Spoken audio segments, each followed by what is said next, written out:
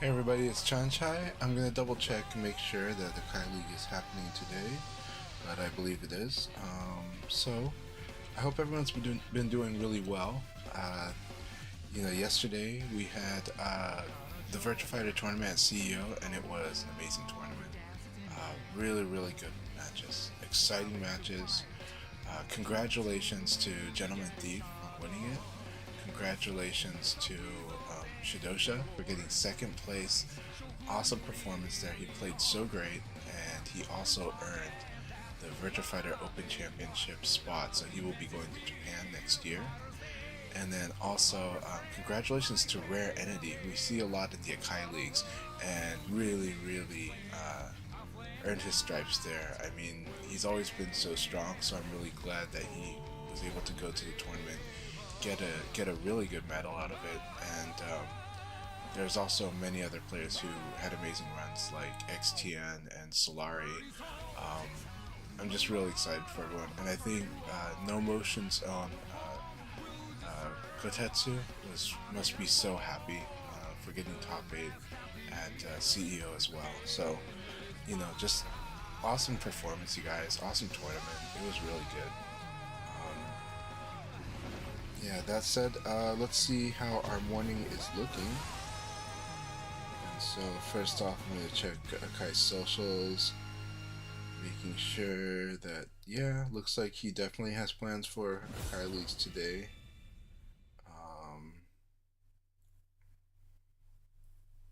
He did do For the Love of VF again this morning. It looks like maybe. So I'm looking forward to hearing about how that went, because that happened while I was asleep. So yeah. All right, let's double check on Akai's. See if the chant, the room is at least up. If not, it's okay. Do some stuff while that happens. Yep, Akai is here. Okay. He's just not using the normal channel. I see. So let's do this. Maybe he's no longer.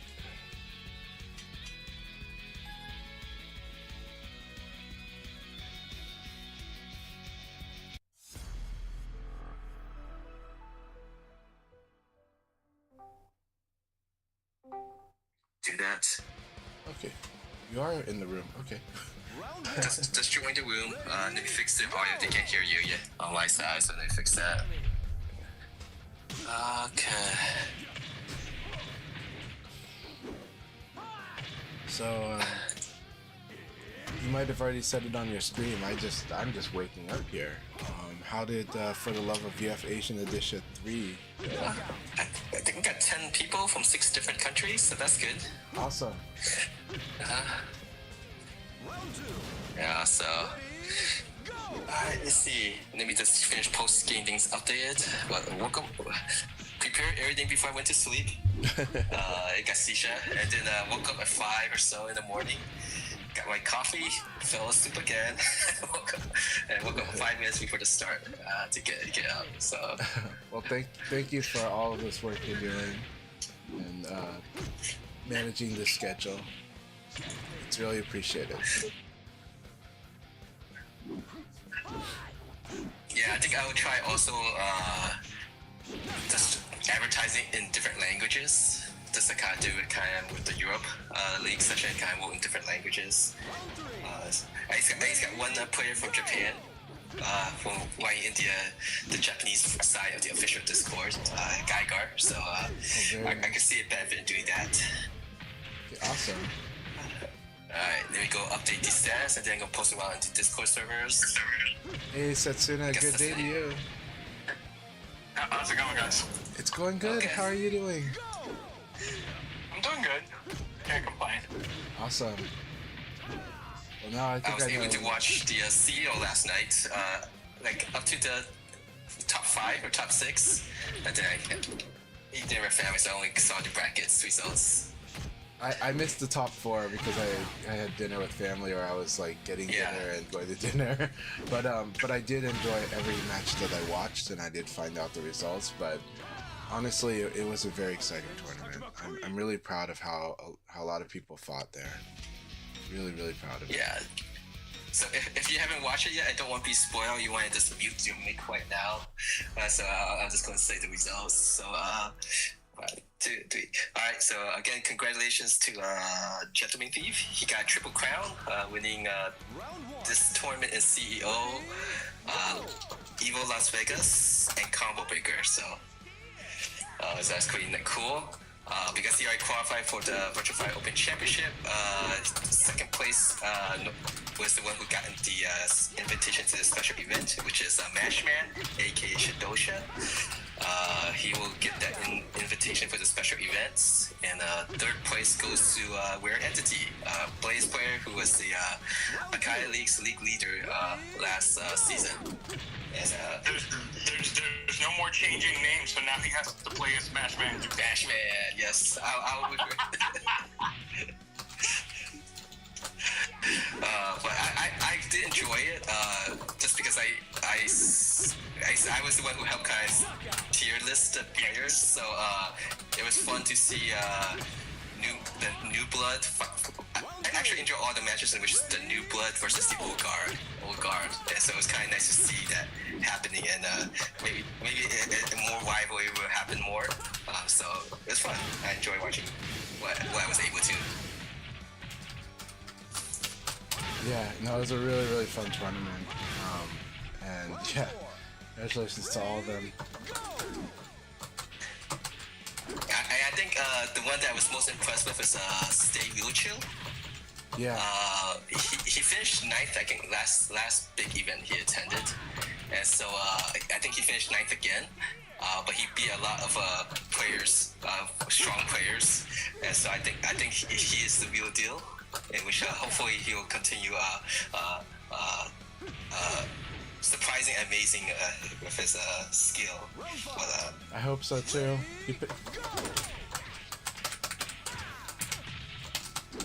I think I only seen him play like once before, and that was in the AKAI Leagues, in which I lost my host status and he helped me when he was given the host. So that's my only experience with him.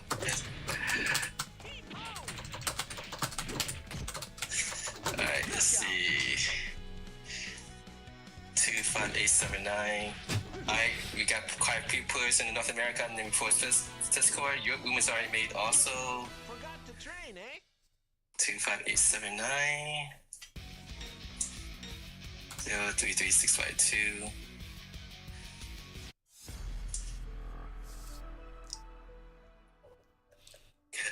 It should be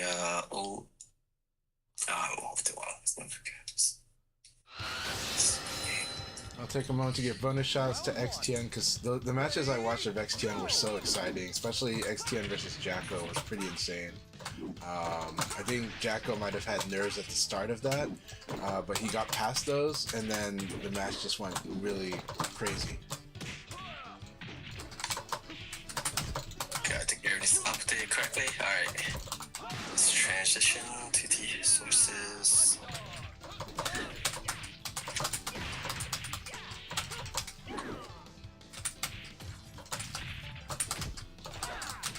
Alright. I think everything's updated correctly now, so let's go put this back to... Yep, so back to the Wiggers layout. Everything's still updated correctly. Yep. Alright. Insert your dead image. If 2 people show up, that I am happy. Alright, we got Lusty, so not entirely dead yet.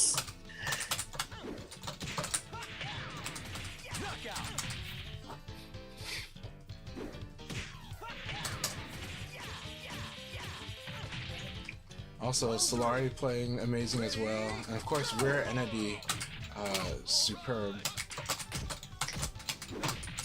Yes, Solari got his highest finish in a big event. What, it was 5th or 6th. X team was 4th place if I remember correctly.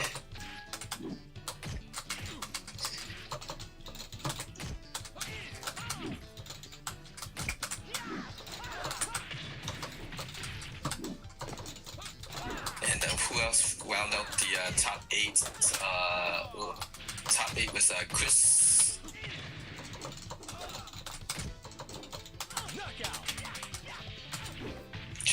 Jacko, Solari, XTN, um, Forgot to train, eh? Jacko.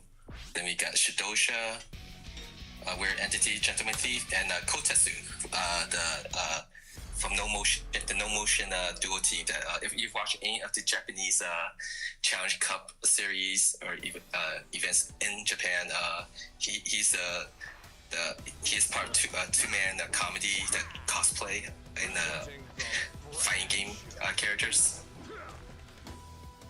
Yeah, no, he played great, really bringing in quite an El Blaze.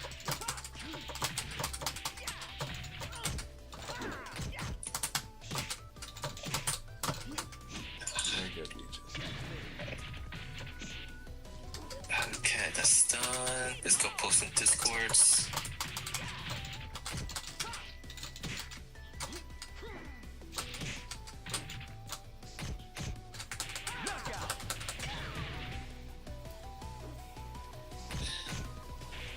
Word.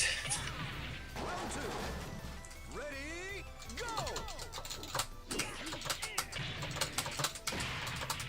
Yeah, there's a link in the VFDC thread. I'll post a link again. If the tournament's already started, you can't find the link through Twitch. Actually, why not? Just do that right now. While I still remember it. Hello, Tricky. How But are you it's doing 6 today? hours into the archive.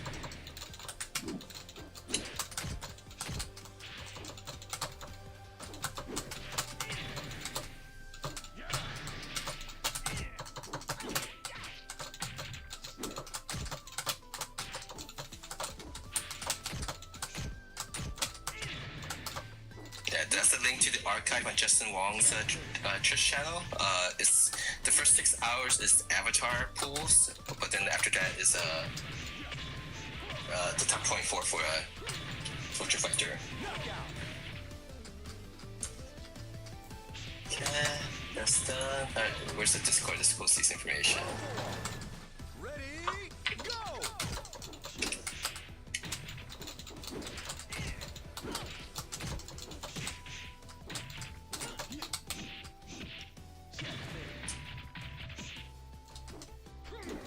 Alright, got 2.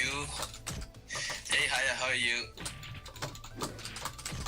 Let's see.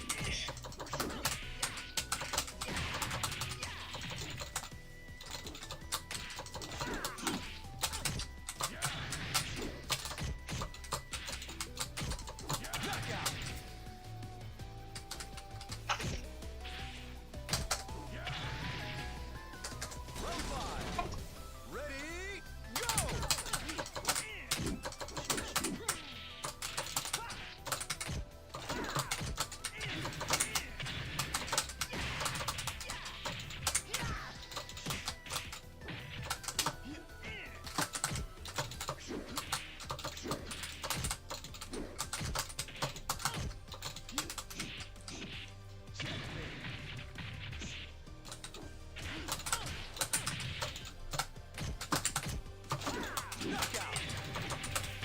Good fight, Legion. Good fight.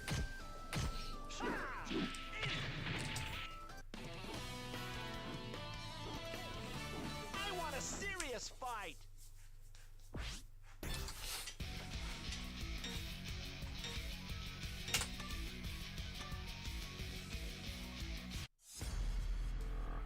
We got 8 players from North America. Let's switch myself to Spectre now. How many games before the league again? I'm still posting in the Discord channel, so once I get after this match between you and RJ, I'll start the countdown. Okay, I'll jump onto a break after this. Round one. Ready, go!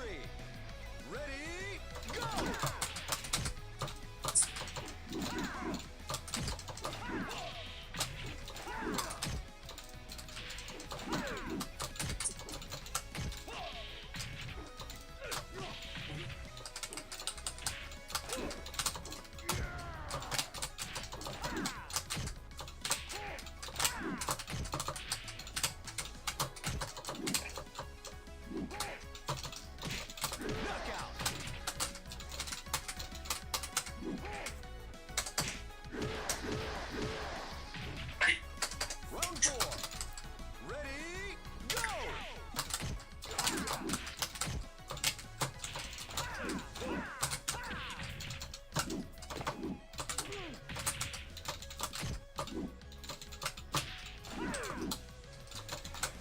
Okay, got that posted. Hopefully we get more people joining Europe soon. We're looking for at least 2 more. We'll start the countdown for North America after this match between Chen and RJ. Hey, and Zero. I know a lot of people mentioning that there's not enough L-Blaze experience.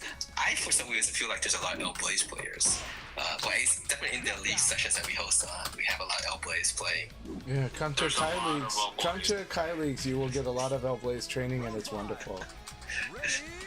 Yes, to He still forces you. Something and Zero.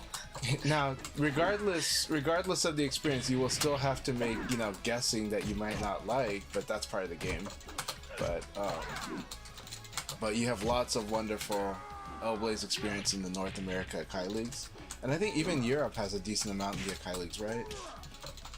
40i4 is the main L-Blaze player that participates in the league sessions.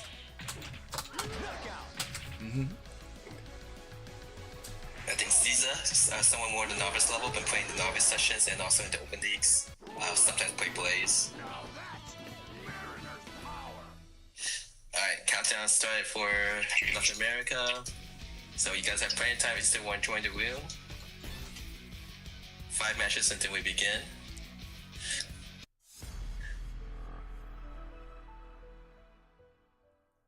VF5 needs double the player base. More players always will be great.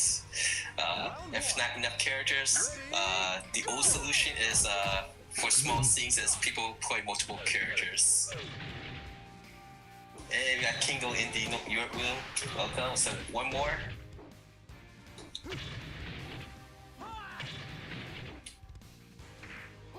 But the thing is what you're seeing in tournament, though. I mean, it's all serious play, and most of those players are experienced against L-Blaze.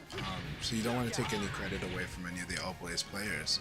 L-Blaze just forces a lot of really tough guessing, like a lot, but he has a lot of challenges on that path to get there too. So he's not the easiest character to get into, which also means he's not the easiest character to win with as well.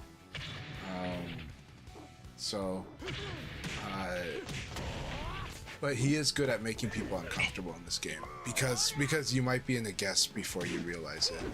He might hit you from long range and suddenly you're already dealing with his running game. And so that's part of his design. So guessing wrong, you can still be highly skilled and guess wrong and it looks the same. So that's what's going on there. Now that said, he also does have unique things. If you don't practice comboing against L-Blaze, which you can do in training mode, then you're likely to do combo finishers that don't work on him because of his unique size and weight combination. So a common one you'll see, like yesterday, right? Like Chris fought really well against L-Blaze. He just, but he did keep doing combos he would have done against a lot of other characters that don't work on Blaze. So he got decent damage, but he lost his Okizeme situation because of that.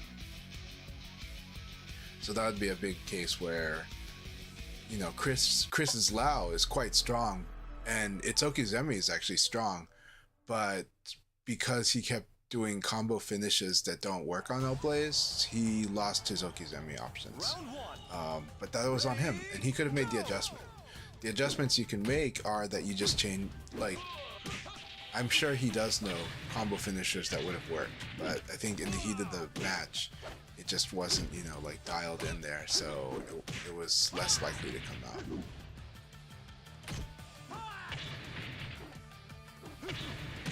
The Intoxicated Chimp, check if you don't see your room.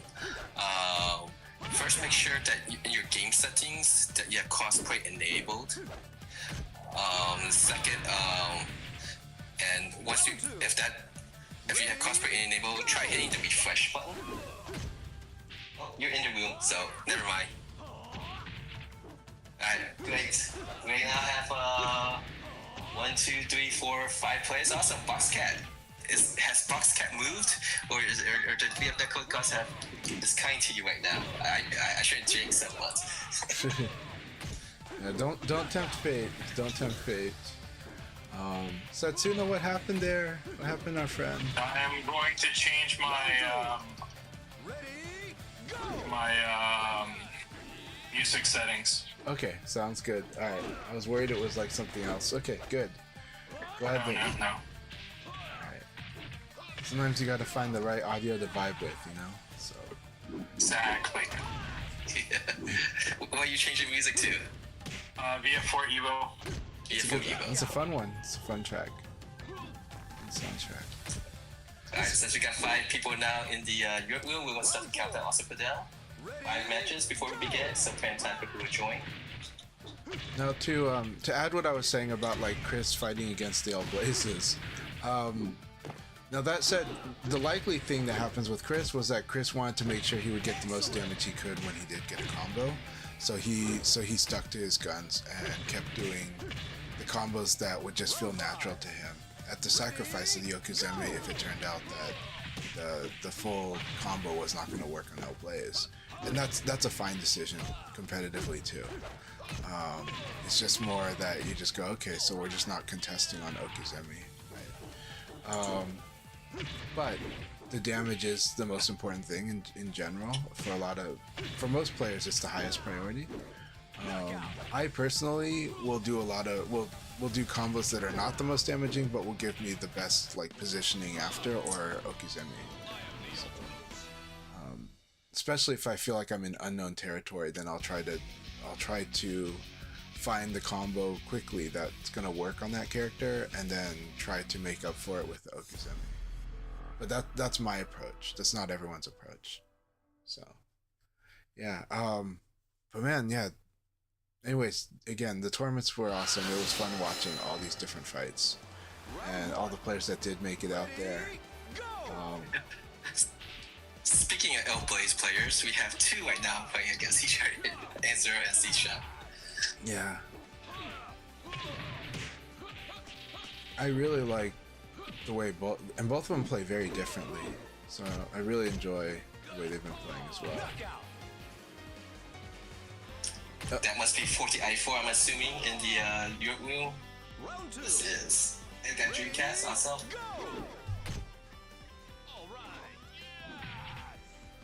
Hellblaze has definitely got a lot of this touch and you're gonna hurt really badly moments where if he can just land certain hits on you, you're just like, oh gosh, we're in for some hell already. That was so funny. I guess on the mobile app for Twitch, it really, queues up the video in there because it still showed me like LD Wells' stream being on with CEO being played. So it's pretty funny. Let's see.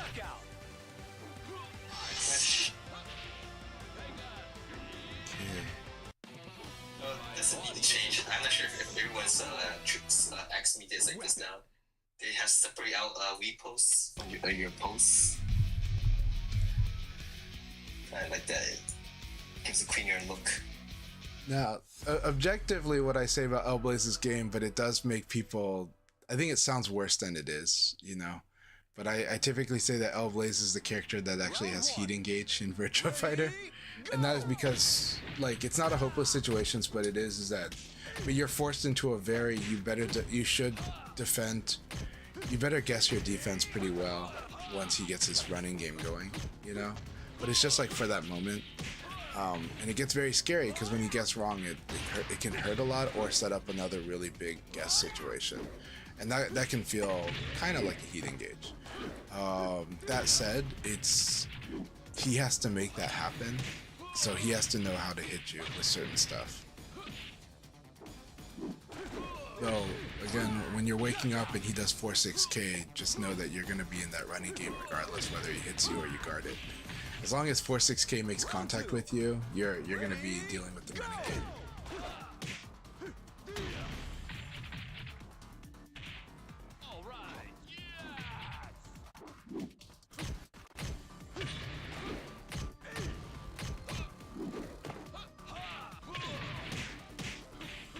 But I really do enjoy what he brings to this game. Actually, I think it's very exciting. I think El Blaze matches are pretty exciting. It's stressful, but exciting. I enjoy watching it. Probably enjoy watching it more than fighting it, right? Exactly. like watching like what Anta just did, right? Like drove a lot of people crazy from Rare Entity. How often he got the hit throw on people. He was so good at landing this hit throw on people, and it sucks if you get hit by that hit throw. So. I've got the advantage. You've got nothing. It's like Hellblade's going in for the knee pat. he's trying to seduce you with a knee pat so he can do a running game against you.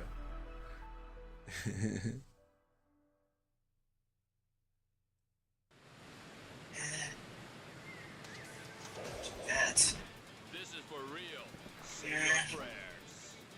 Presenting the Brad Show. 3 more matches before we begin the Europe room, and I think we're at 2 matches before we begin the North America room. Let's see. Yeah, 2 more matches before we begin Europe, North America room.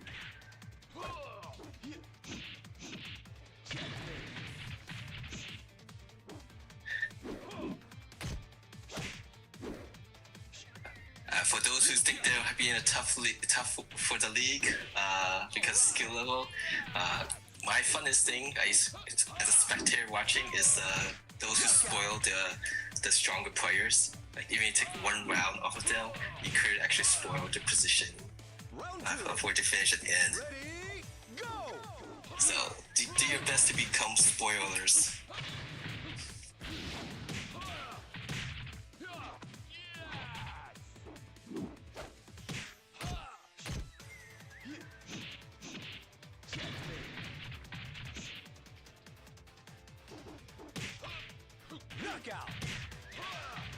It's also fun watching players use this 4PK. It's a really good move. It's like a circular backhand into a kick, into game. There you go. There's that hit throw.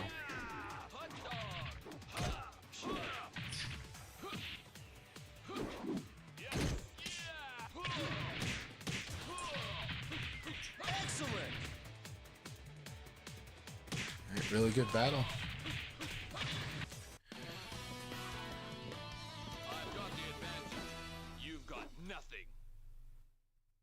One last match and then we'll start the North America League room. So if anyone wants to actually join, kind of message me so I don't actually start without you guys.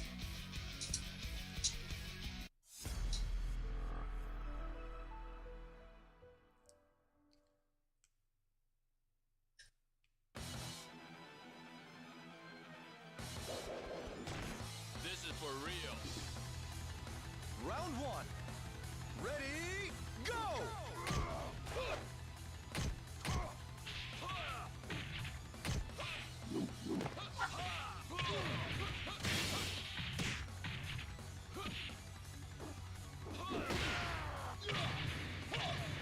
Yeah, the CEO T-shirt, that's Retrofire specifically T-shirt made was pretty cool. It has a wolf and El Blaze, kind of like a matchup card for like a boxing title match or something.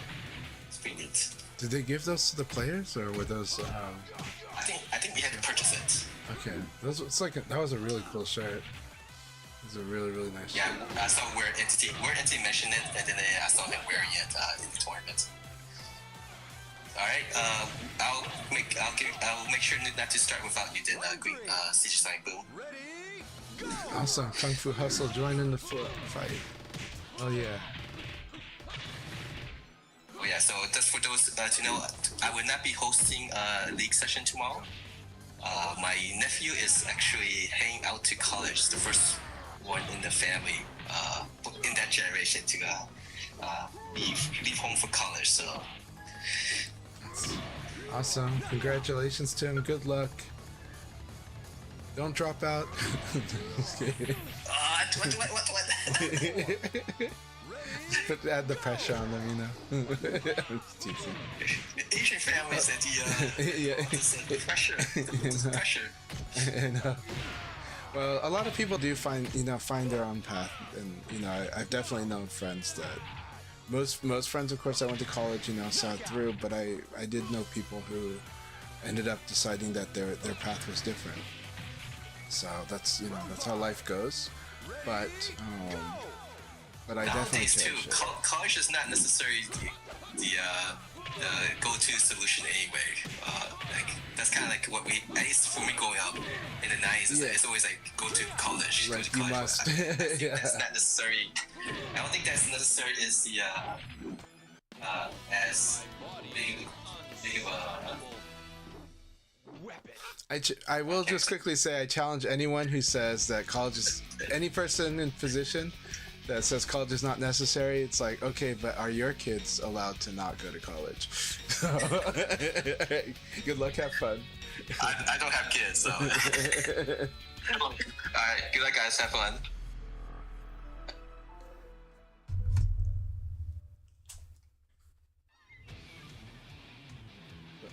This is a fun one to poke at when some people use the talking point like that.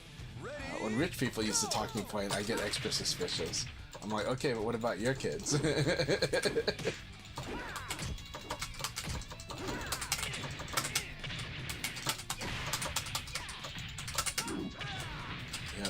let's worry about the 9 table.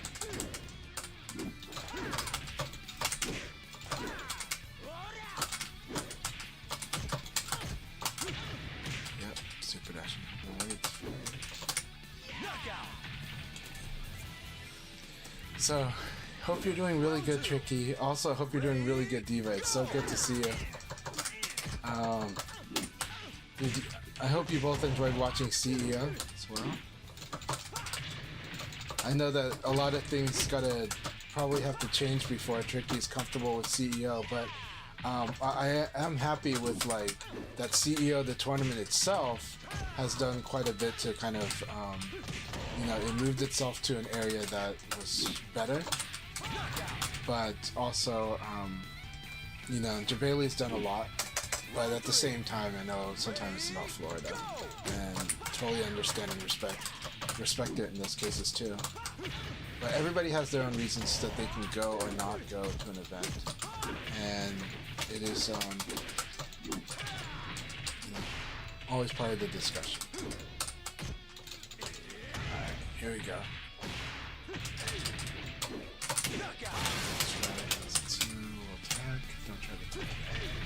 Alright, here we go, Setsuna.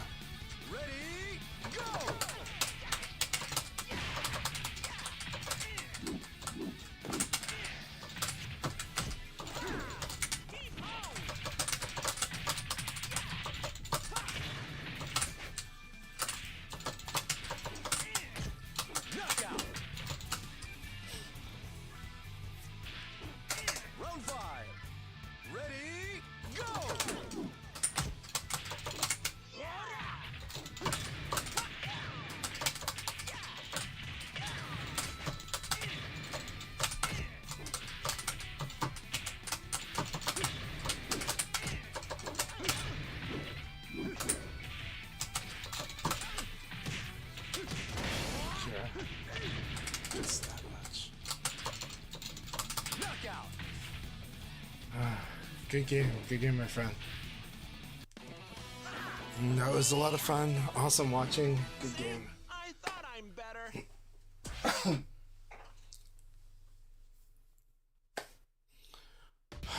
So, yeah, it's been an interesting week of VF. Lots of exciting VF action. Weirdness on the community VF Discord, but it's getting better now. Official Discord, we've had some interesting discussions, but also on the VF Beginner Dojo that I'm a part of. One of the players, Shrieks, got frustrated, I guess, this morning fighting some battles. They must have dealt with guard break, right? and they did have a reaction that a lot of new to VF people do tend to get, and it makes sense. But it is one of those things that I do believe one does overcome, right? Even the Versus Fighting champion in EU last year in November hated guard break, right? He says, "Oh, it's got to go," right? But he's overcome that. You watch how he plays; he clearly knows, like, he's overcome that, you know. But I understand, because guarding is like the natural defensive instinct, and for a lot of people, guarding is the only defense. But in every fighting game, there's many ways to defend. So, and that's really important. Good.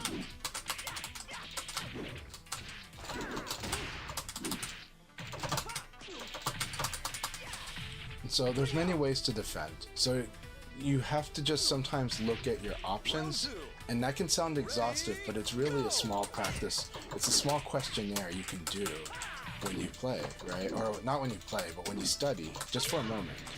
So, for example, well, what happens if you crouch guard a guard break? If it's like, even if it's like let's say it's not Akira's mid guard break, right?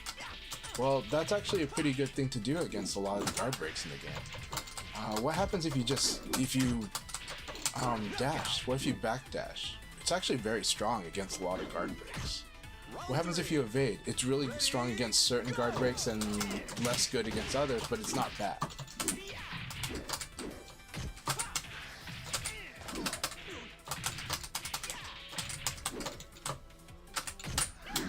Good. Alright. So, after this PKP on the side turn, I am plus, so you want to defend in general. If Leon has you locked in the side turn game, your go-to options is standing guard or evade to the side. It can feel discouraging when you get hit by the PKP, or if you get purple hit, side kick into PKP, because that's 4 consecutive hits that you can't defend. I understand that can be very frustrating. So you have to kind of see that that is a standing combo. And again, your go-to options, guard or evade to Leon's front foot. Keep working at it. It is very tough. It is very, very tough. If the evading seems like much, it means guarding is really good. And Leon would have to go extra to make you hurt. He would mostly just poke you or do small damage if you actually just did guard, unless he guard breaks you. But you can react to his guard break. His guard break is so slow.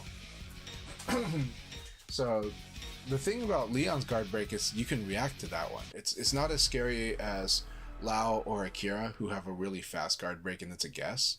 Leon's is a guard break you can see by a long shot. So then if you get comfortable with the situations where he's probably gonna do it, you'll be okay. Alright, Diva, here we go.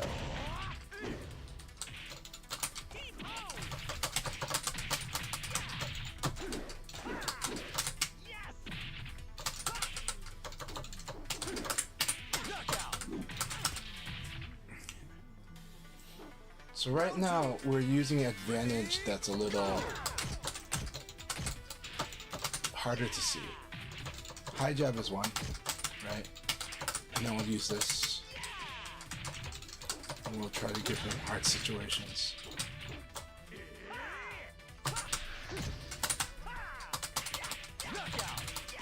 I'm glad that we were on top of it, and it worked out for us.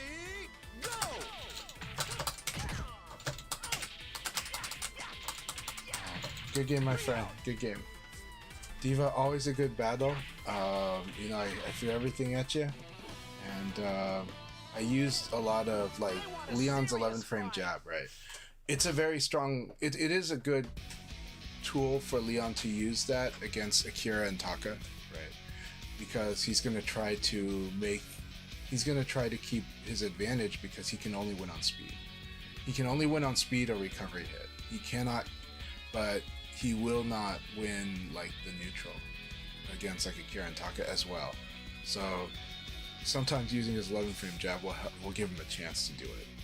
Still hard. But Akira is scary because he's got ways to hard counter even basic high punch and low punch in ways that make it feel like Tekken.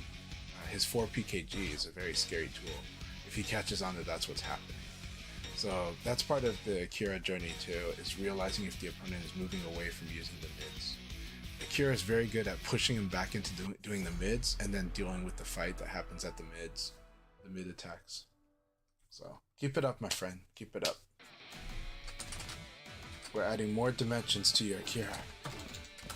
And you have been growing very well. Your Akira is getting stronger and more complete. I won't go easy on you. Round one. Ready, go! Good. Yeah. Nitaku throw is Legion's default against me. I should remember that.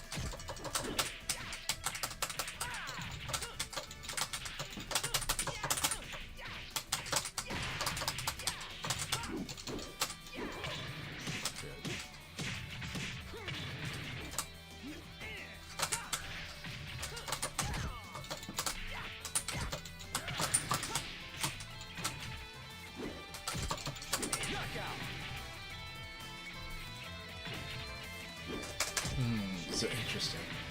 Very interesting. Round two. Ready, go!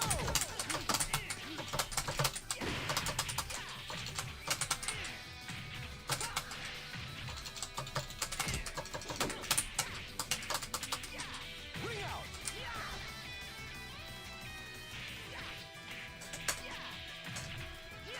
Round three. Ready, go!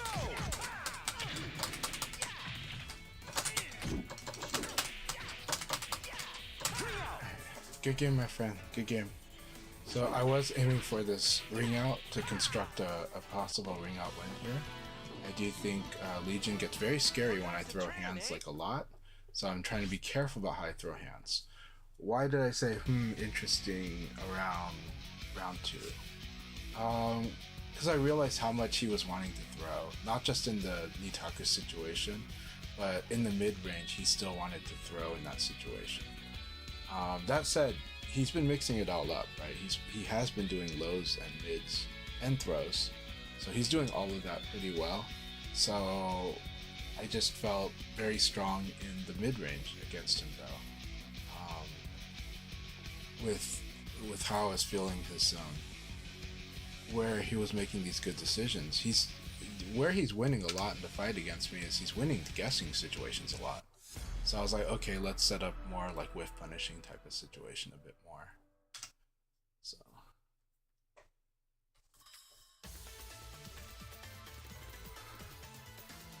Round one. Ready, go! So Father Oasis says, I thought you would have been at CEO this weekend. I wish. I really wish I could. This year my travel budget's severely restricted, and so, but I've never been to CEO, but I would have loved to. It's one where I really wanted to go there, but it would have been a blast. Like I wish I could have gone to all the majors this year. This is the year to go to the majors. This is the year to go to those tournaments, but my budget pretty much gives me only one real big trip that I can go, and that's intended to be LA Gathering. So I do plan to be at LA Gathering. It's gonna be a lot of fun. But thank you very much, Father Oasis. But CEO is an awesome tournament, and really happy supporting it. Really happy seeing the way that Shidosha made a good post too, that the staff really had Shidosha check out things, check the setups, and they let Shidosha check all the setups and see if it would meet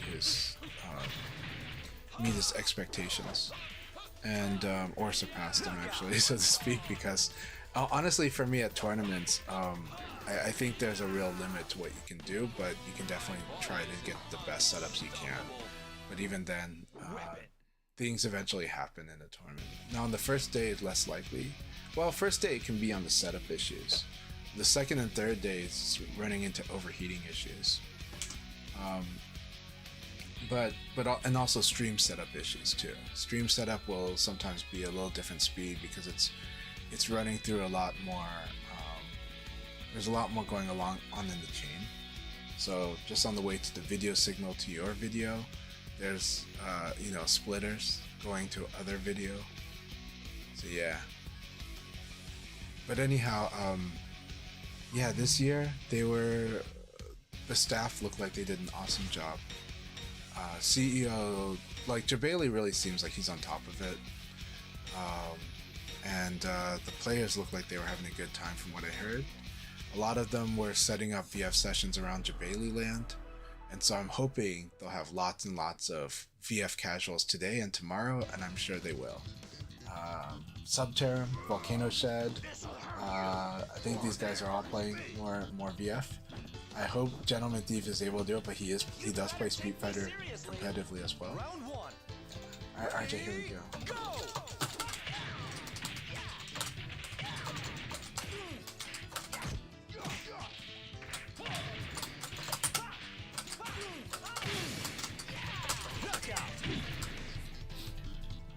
So how are you doing, Father Oasis? How has your week been going?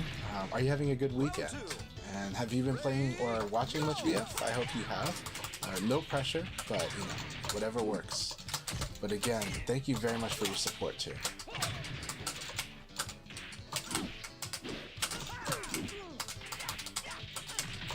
Fun getting that. So Jeffrey is a character where it's fun doing Leon's parry because he might string, and you might really have a position to get to the backside. Because his strings are really good, that's why he might actually string. Very good.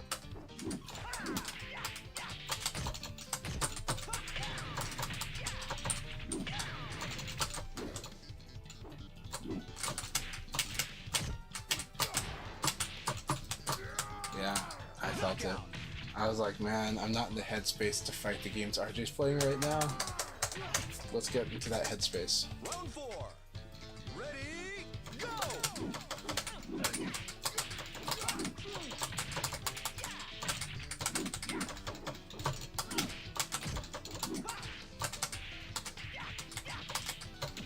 Really, what the hell happened right there?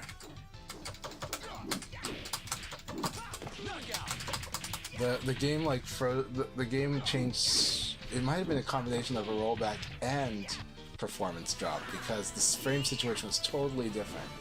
What he must have like evaded, I think, because normally in this situation I'm like plus and he would have lost. So it must have been a combination of rollback and performance. Rollback and performance. That's crazy. Because it's just like, wait, what? The situation is totally different from what I was experiencing. So that was good.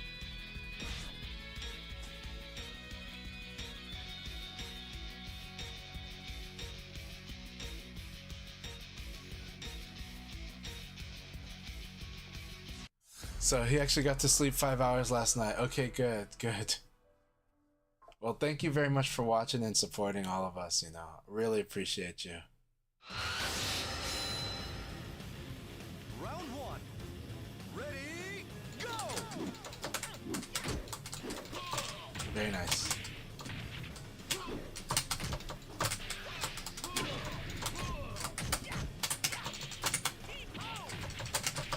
Alright, I also gotta get in the right headspace for this too.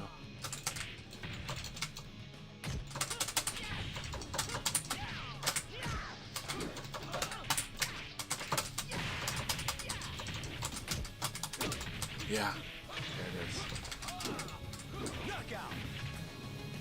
Okay. Sisha is very scary. If I'm not careful, if I'm feeling sleepy, it's really bad against Sisha. They'll have moments like this, and I'm just like, what's going on?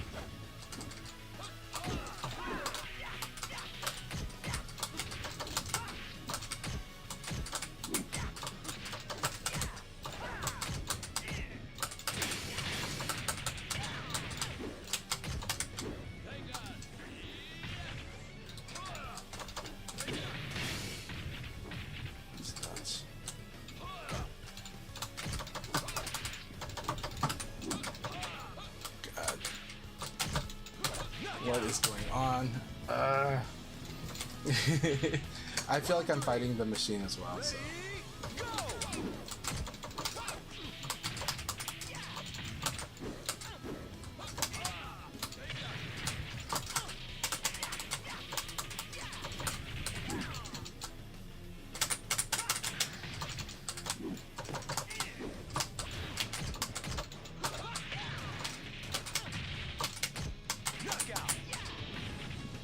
Like, I really feel like I'm fighting the machine, and that's okay. It's part of the fight. Like here, right?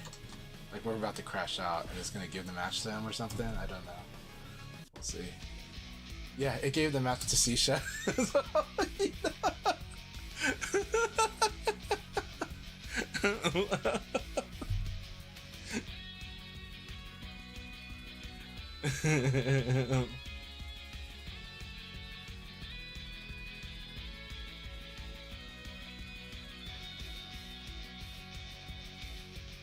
It's okay, Sisha.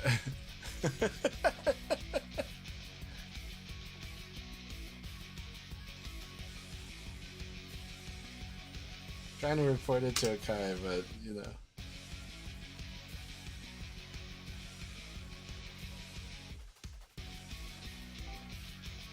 Hey, AKAI, my stream. The code giving wins and losses to some people is fine. Yeah, okay. I couldn't read the stream chat on the AKAI's chat because but yeah, it was really funny that basically it crashed out. I was leading 2-1, and then it gave the game to Sisha. I was like, really? What did you do to cause the netcode gods to hate you? I have no idea what happened there. That was really funny though.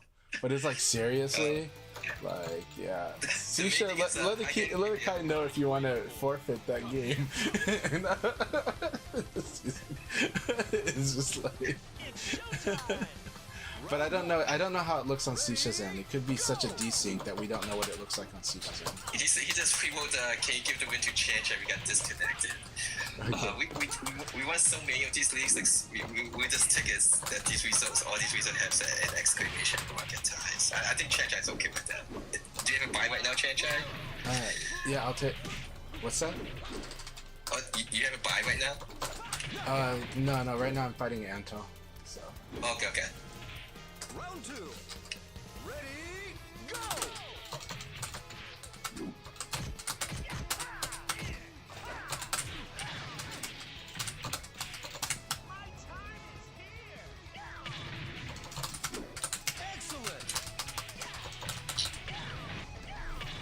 Sorry, Anto, this is like the rage of Chanchai coming out. No, just kidding. No, but I did enjoy fighting with Sisha. It was a stressful fight, too.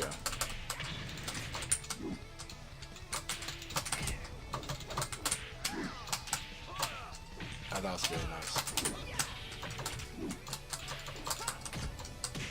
Very good.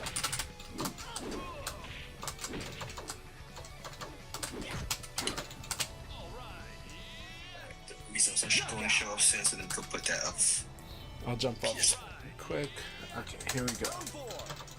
Ready, go!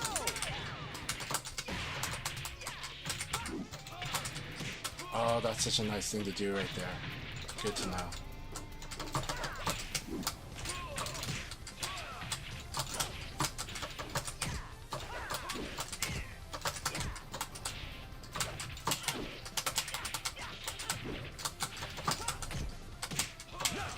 So good, so good. He's been anticipating that. This is awesome. Keep it up, Anto.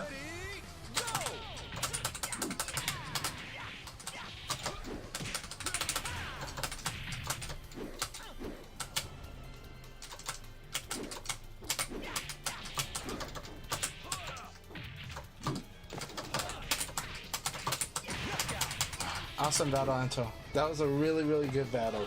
Those last 2 rounds, the last 3 rounds especially. Good games, my friend. Good games. See? I thought I'm better.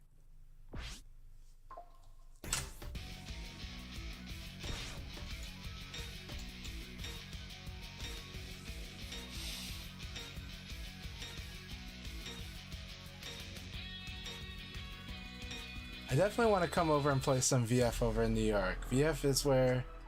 That's like... It's where my journey really got kick-started. My journey started going up to Seattle, but...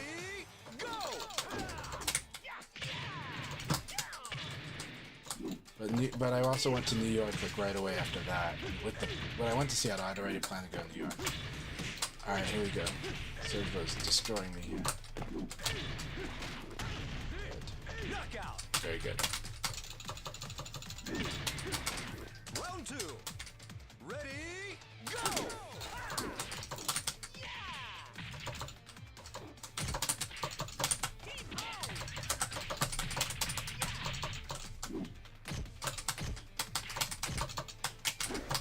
Excellent. Round 3. Ready, go!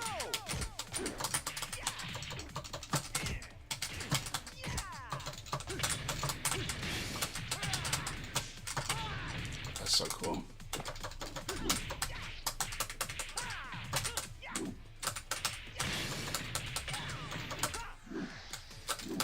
Knockout. Round 4. Ready, go! Shag is really awesome.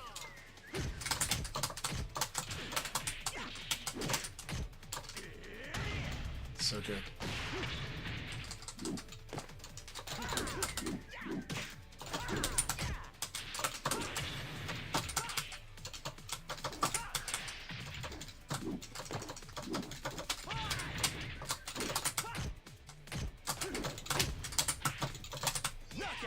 Good game, my friend. Good game, Search Mode. Always good battles. Always good battles. It was a lot of fun. Thank you all very much. Yeah. Anto was a really, really good fight. And yes, 6P does lose to the backdash, and so you got to be careful of that. But you're very close. And the elbow delay kick gets me a lot because also it's still a good extension there.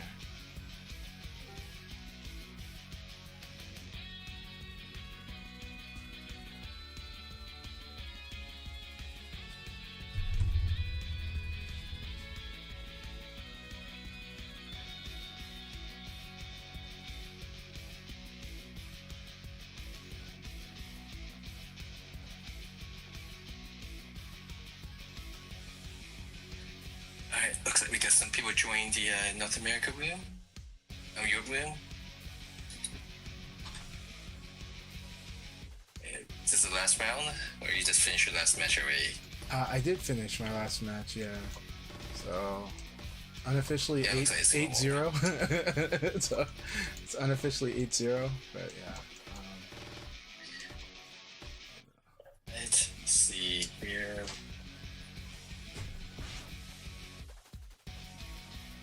Alright, we got Kingham joining Europe and Ace of Will. Okay, I'll have to check with them. Gosh.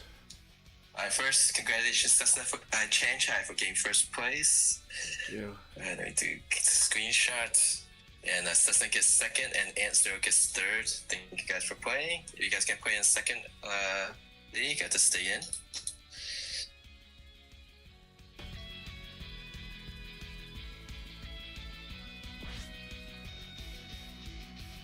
Thanks for playing Surge Mode. Alright, so people who want to join the North America room, you can do so now. Okay. Europe is also accepting players for the second league. Have you ever tested out if sudden death determines a tie winner as player one, or if it's random? Like, I used to assume it was random, and someone says no, it's always player one. It's like, what? Wait, oh, someone say that there's yeah, one of them, it favors one of them, it's not random. Yeah. I haven't done enough sudden deaths to, so I haven't really. We'll have to test it out. We'll have to use the versus mode testing it out. That's really dumb if it's player one just gets it, but that's so Japanese too. You know. So.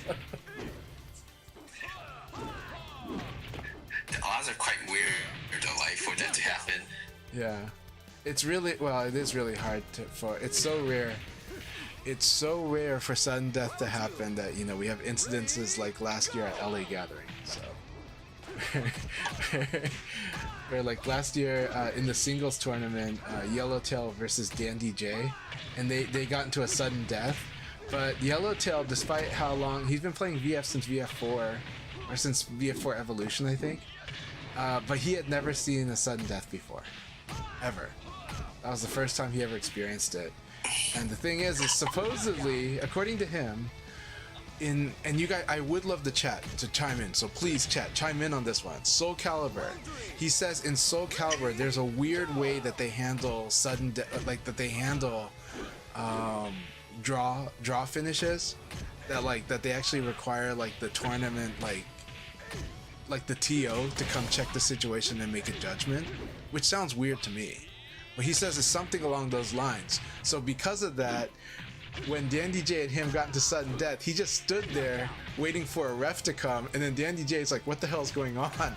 And then just kills him. You know? And then it's like over. That's his fault. I'm sorry. I love this though, but that's his fault. He does accept it. He accepts it. He just wants people to understand why he was confused. But he accepts the result. He knows he should have just done something. But he was like, but for in his case, he wanted people to understand that that he had a reason for being confused, and it was like, okay.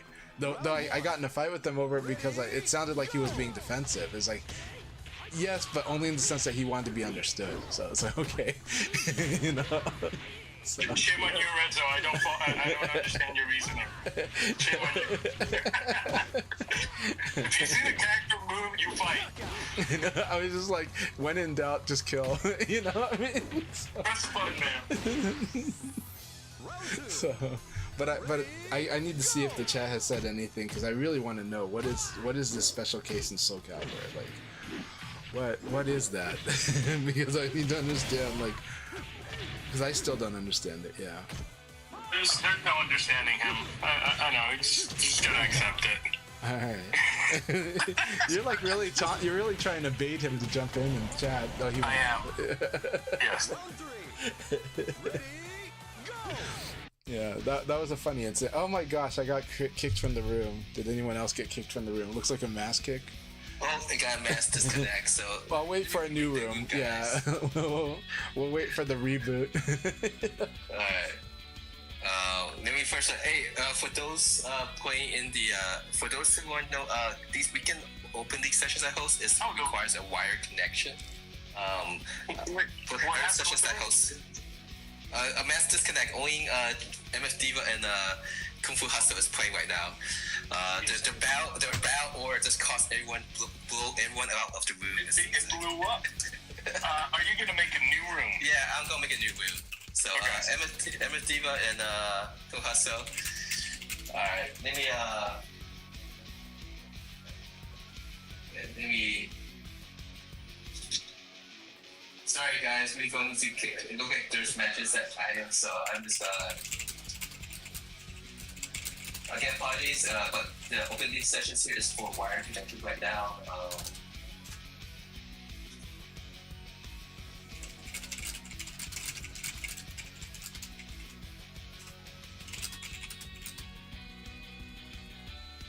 And we'll make a new room for North America.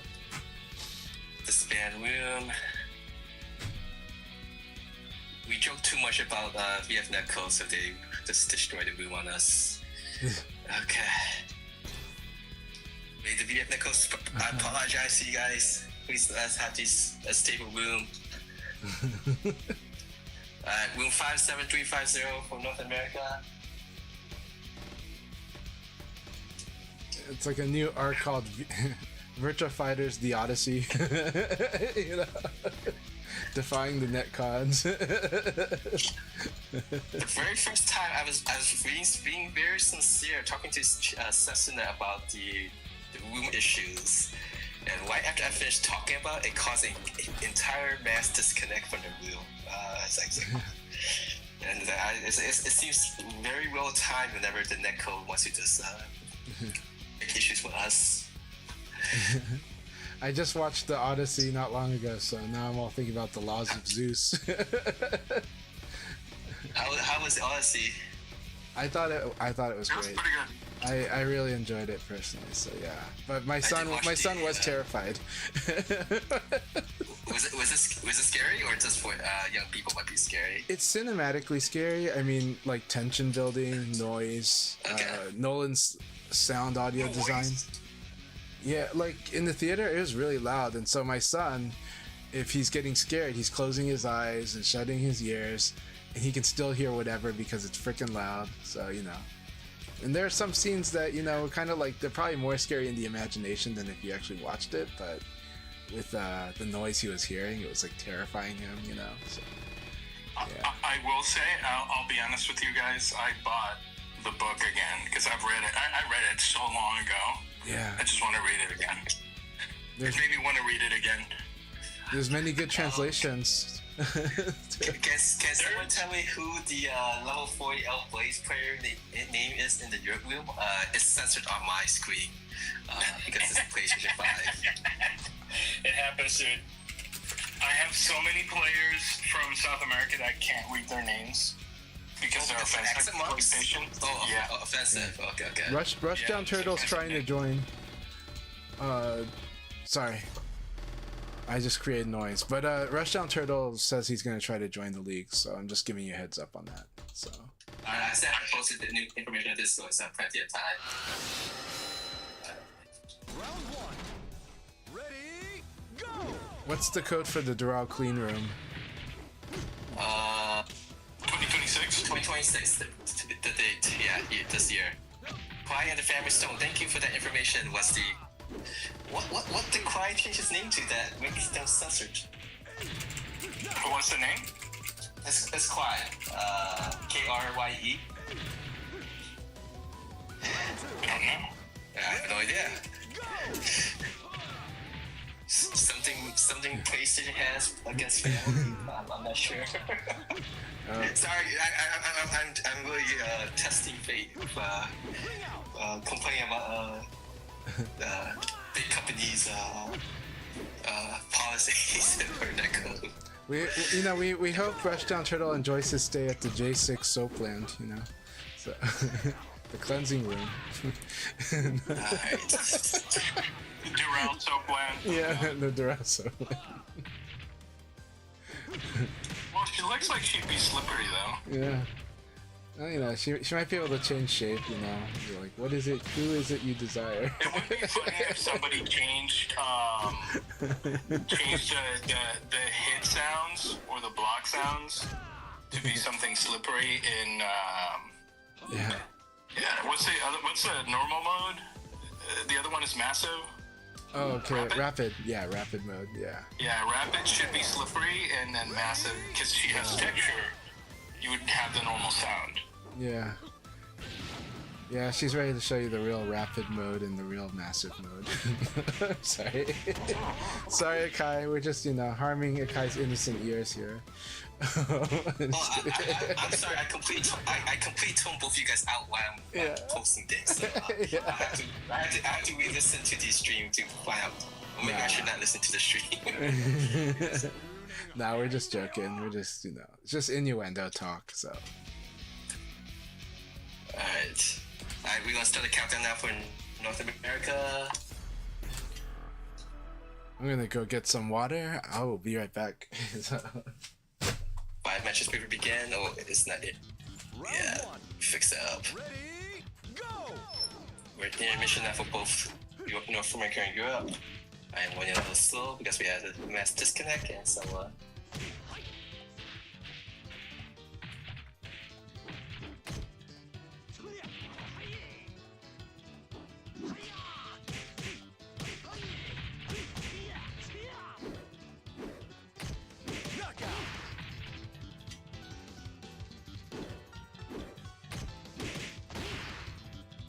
Round two. Ready, go! earlier we were talking about the South America, and we're going to be having Wagner will be next weekend, and that will be South America's first VFOC offline qualifier. So that'd be fun to watch. I think that'll be my actual first. If I get to have a chance to watch it, it'd be my first time watching fully the South America scene. Cessna should be pretty familiar with most of the South American players, I think. As a lot of new Brazilian players, which is great. And they have Ragnarok coming up next weekend. Actually, during the global session, it's interesting. I have very good connection with Maroon from Brazil. It's like only 100. I think it was like only 100 30 or something millisecond ping. Oh, that's not bad. Yeah, I used to get 120 with people from Argentina, and not anymore because I was told that it used to be. I love Ferris and Soilcat used to have 30 millisecond ping with each other. State. Not anymore. And now it's 140 or more, which is. I wonder if they just had to change servers. So I don't think that there's a server that covers South America anymore. It used to be with Steam, but not anymore with the EAC situation. Like doing the global session, like people from Australia saying their connection has been worse for Oceania. Really from Philippines, honestly, it's gotten worse. Yeah. So it looks like it's gonna be tough to have a solution that works for everybody around the world.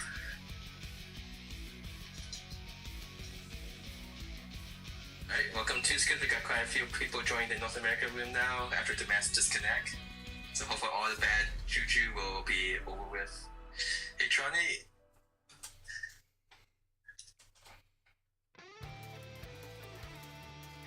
Round one. The Rock Reaper, I don't know if Costco in Europe, if EU has the $1.99 Costco hot dog, but I'll take all the meat pies in the UK that they can make because those things are amazing. Alright, we have 2 matches before we begin Europe's second league and 4 matches before we begin North America's second league. Awesome to have you here, 20. Rento, I think he's the most annoying Leon I play against in North America. Maybe because I have no sense of direction for the most part, and he really is making me learn to have better sense of direction because I get winged out by him so much. Yeah, he's doing very good with it. I think he has a goal. A lot of times there's a goal that he doesn't care if he loses a round. He just wants to wing me out. You get to choose. You either get wrung out or he's gonna poke you in the butt twice, right? So Round 3. he likes to get to the backside and go poke poke. Interesting drawing and that. And don't trust him. It's not considered okay to do that in Japan. With the 1,000 years of pain. For those that watch Naruto, like Kakeshi's 1,000 years of pain. I won't forget you.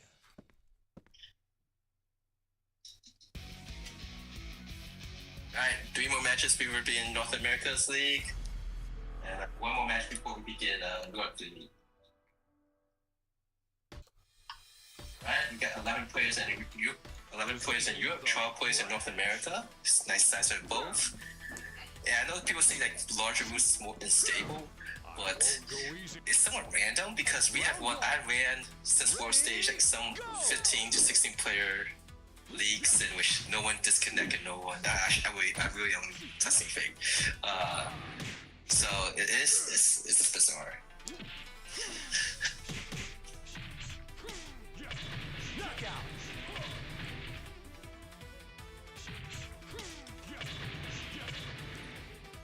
Round 2.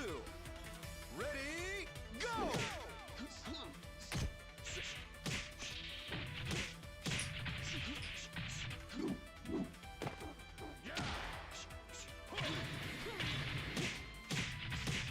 Clowney's Brad is pretty awesome. He plays a lot of different characters very well. He does. I always love fighting Calamity, any character he plays. Go! He's also another person that also seems to know what beats me very easily. Which is for those who wish to really get me mad and annoyed is a distance game. Excellent. In which I always fall. I feel like I always fall for bait and like try to chase someone runs away or backdash him, so I with attacks and then they destroy me. But he seems to do that very well against me. It's a challenge for Pi too, though. That is a big challenge for Pi. She did get buffed. They get buffed so that seems to work better for her. Yeah. I know I've been getting a little bit more like sidekicks connecting since 1.10, not 1.10, 2.0, Ultimate Showdown 2.0, and when Redwell was released.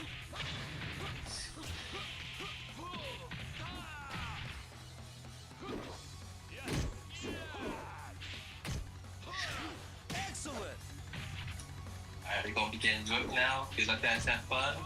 11 players. So everyone should get one by. Ready, go. Hey, we got Wento in the chat. I know he's having trouble getting into my rooms. We were just talking about how I hate playing against your. You're the most annoying Leon I play against. I still think it's Chan-Chai. It's Chan for you. Why is my Leon annoying? You always find holes to push buttons into. I see. It is a man's priority. No, I'm just kidding. Sorry. Yeah, no. That is what my Leon tries to do. It's true. Rental, I hope you can join us. I know that Rental and Rushdown Turtle have trouble. So Did they try the dual wheel? Rushdown Turtle, I believe, tried the draw room and also tried yeah. restarting their machine. So I'm gonna encourage Rushdown Turtle and Rental Animator if they have trouble getting in to buddy up and fight, to duel.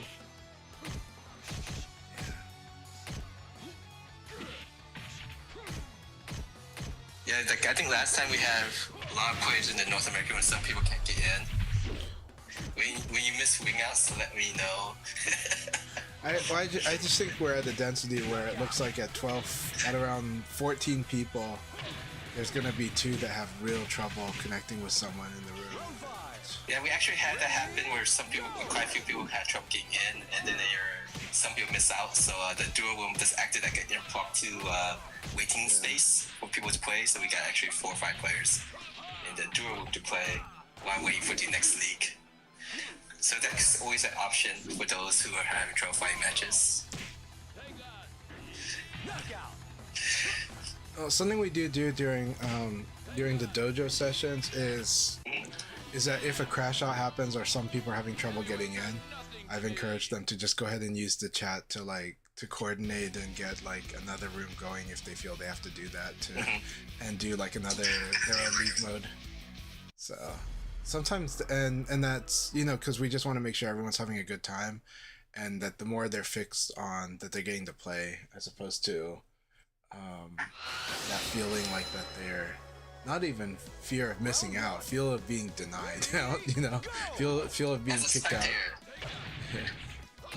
Our superstition ritual that we have with Amber is that you have to join as a spectator. Joining a room as is seems to be less effective. Again, this is all superstition. I have no idea if it actually really helps or not. But well, it looks like Wento is going to try it, so we'll give him a chance to let us confirm if it actually let him in the room or not. Alright, so we have to update this information here. But this is the last match before we begin. For North America, Europe is already started the second league, so let me go say, don't enter the room.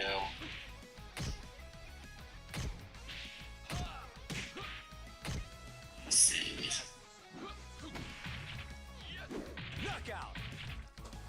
Rental's washing up in Club Doral, right? So. Yeah, he is right now just spectating an empty room. So Rushdown Turtle says they are restarting their app, which I think means the game. Then I'll join the clean room. They're trying one more time. So Rushdown Turtle says I want to try to join, so I'm going to let him try to join.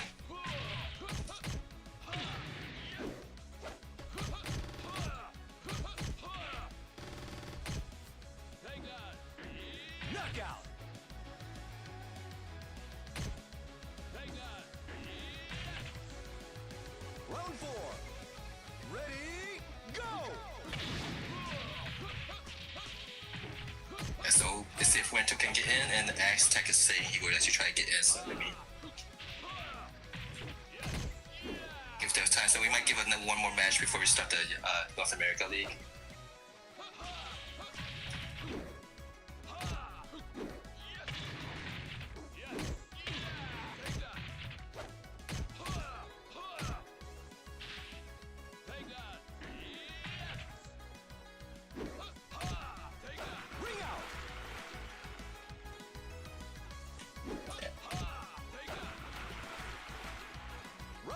I think Mento was just trying also, so give him a try also. If you could let me know what his results are.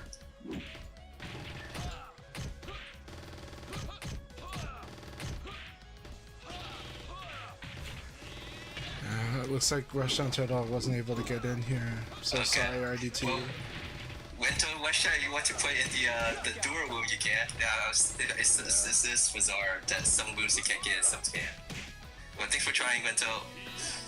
It really is. It does really seem hard once especially when there's 12 people. It's hard. We'll do one more match because as I said, he's going to try to get in, so.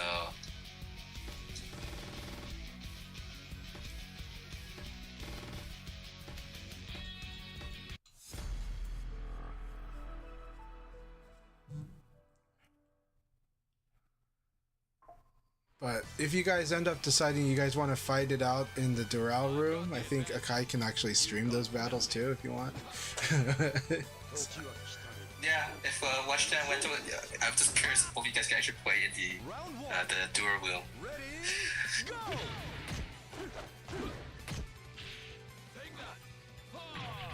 It's like we'll have the AKAI leagues and then the Doral room is now the AKAI pit.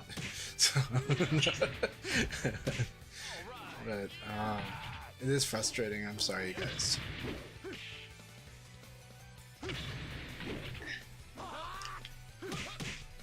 Knockout.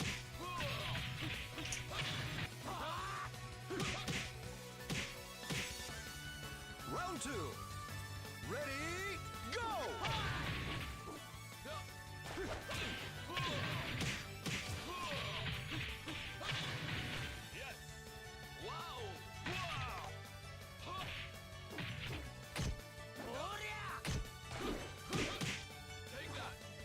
Knockout.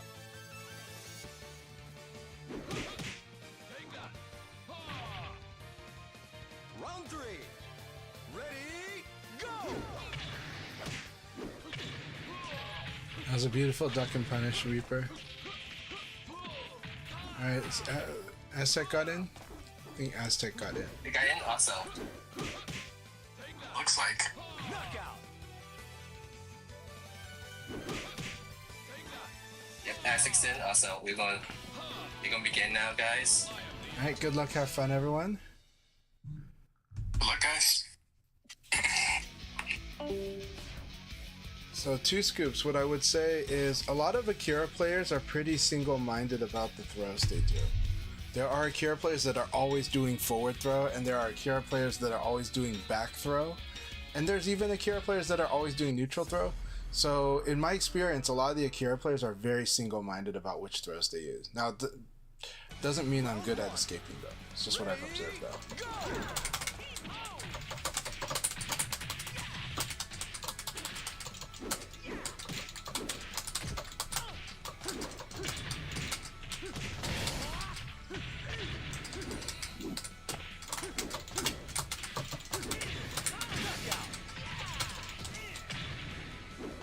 Oh man, I'm sorry, Rushdown Turtle. Round 2.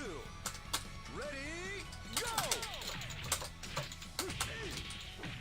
Interesting.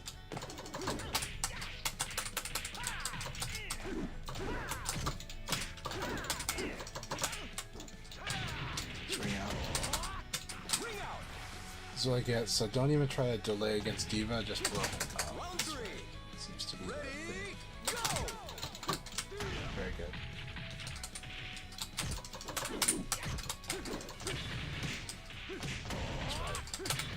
Oh my god, I can't believe it.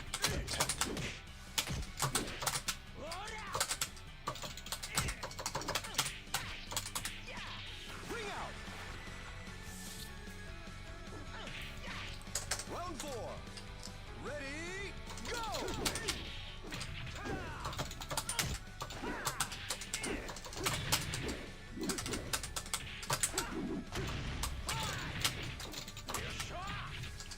good.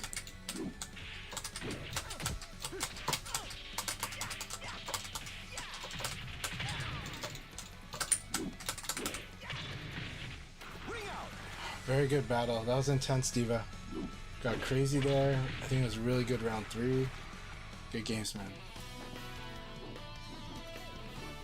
Forgot to train, eh?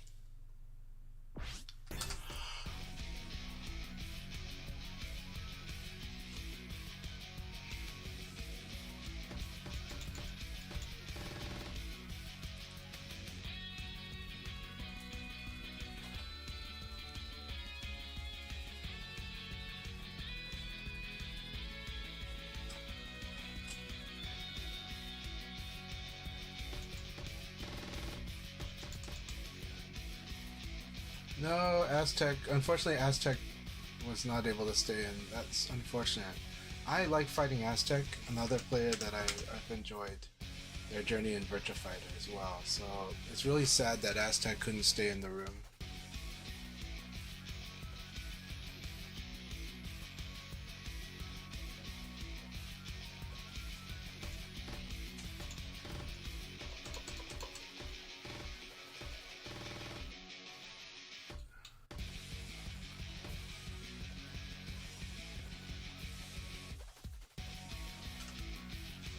And 2 scoops. Yeah, very good to see you.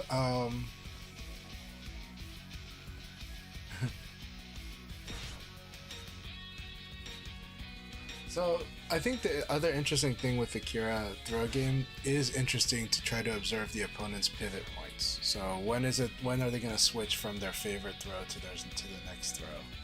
That one's an interesting one when you fight Akira players. And Akira players you can feel it a lot because they tend to be aggressive. Yeah.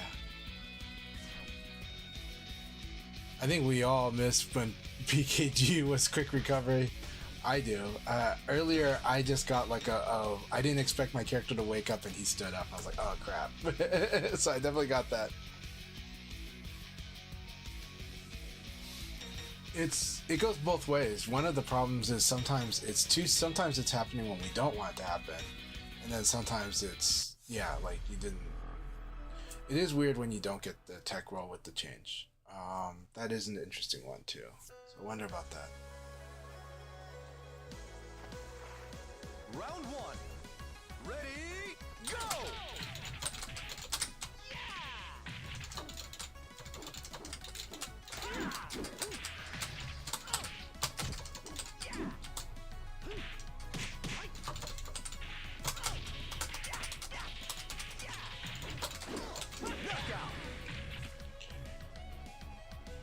I tried to get the sidekick PPP, but Ready, go!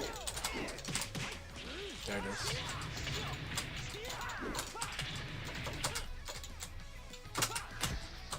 Good. Oh.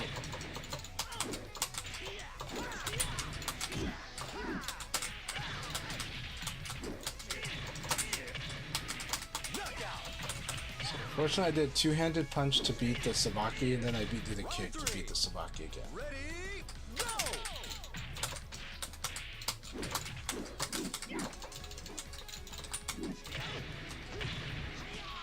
That kick did me in.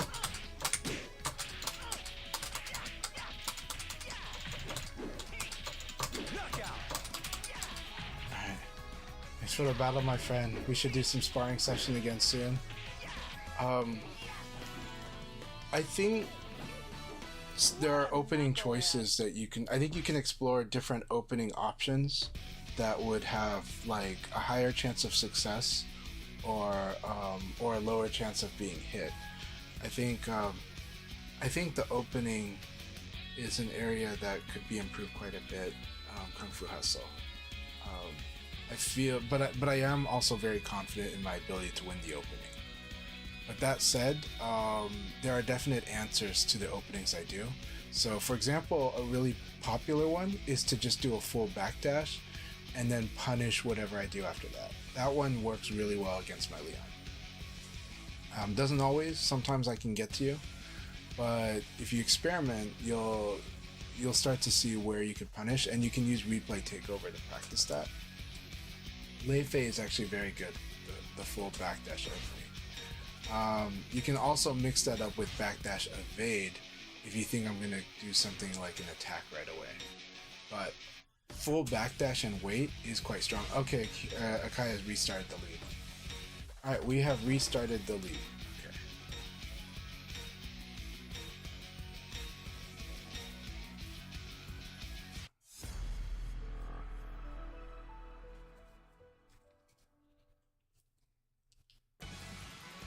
Alright, Diva, here's the rematch on the same stage too. Here we go, my friend. He might get his revenge here. We'll see. He does third time's a charm a lot with Diva. You don't have to sacrifice it. We restarted the league. Alright, go ahead and take a hit, do a couple hits. I'll take them. One more. Alright, let's do it.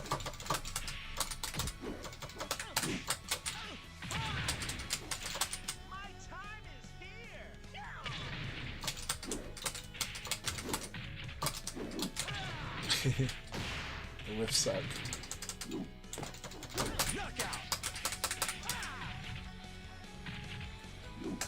Round 2. Ready, go!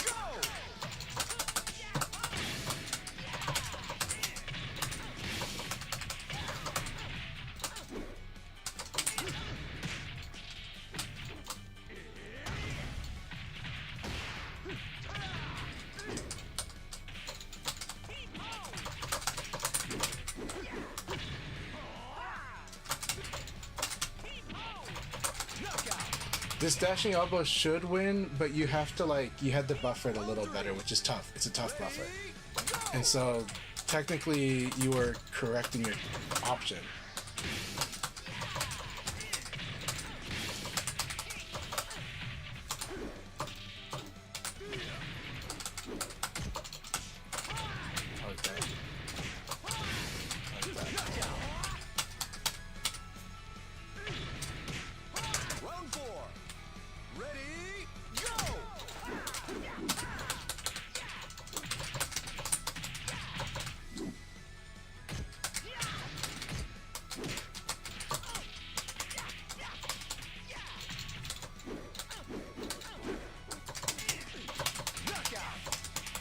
Good game, my friend. Good game.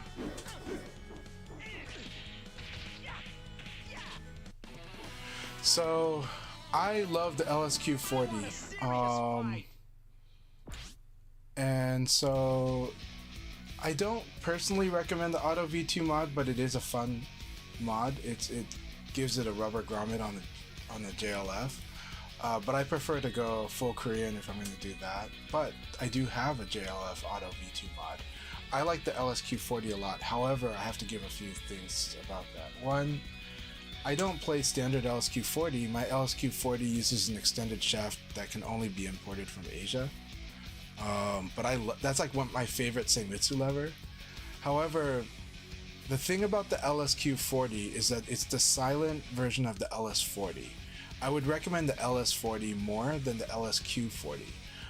Even though I like the LSQ40, but the thing is that silent lever is silent, but it's also like you don't feel the inputs. And so for that LSQ40, you really want it to perform exactly how you like, because you're not getting the feedback that would guide you towards your feeling the inputs, right? LS40 still might be louder, but it still gives you that feedback. So with the LSQ40, I like mine with the extended shaft because it's playing exactly how I like, so I don't have to question it. But I would be questioning it a lot if it wasn't doing that and I couldn't feel that feedback. So that's my feedback about that. You can ask more and I'll expand. Good to see you, 20. Let's do this.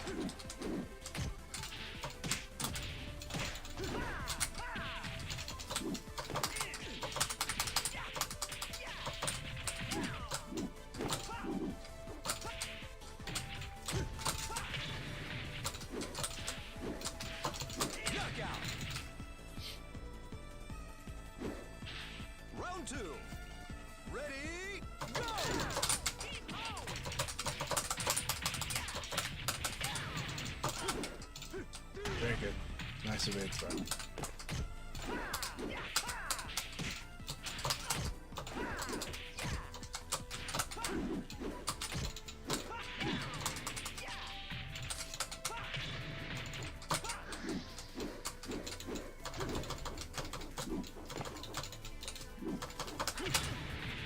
Very nice super dashing elbow.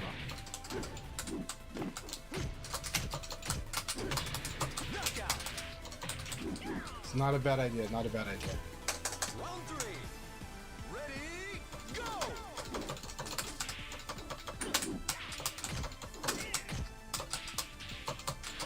Very good.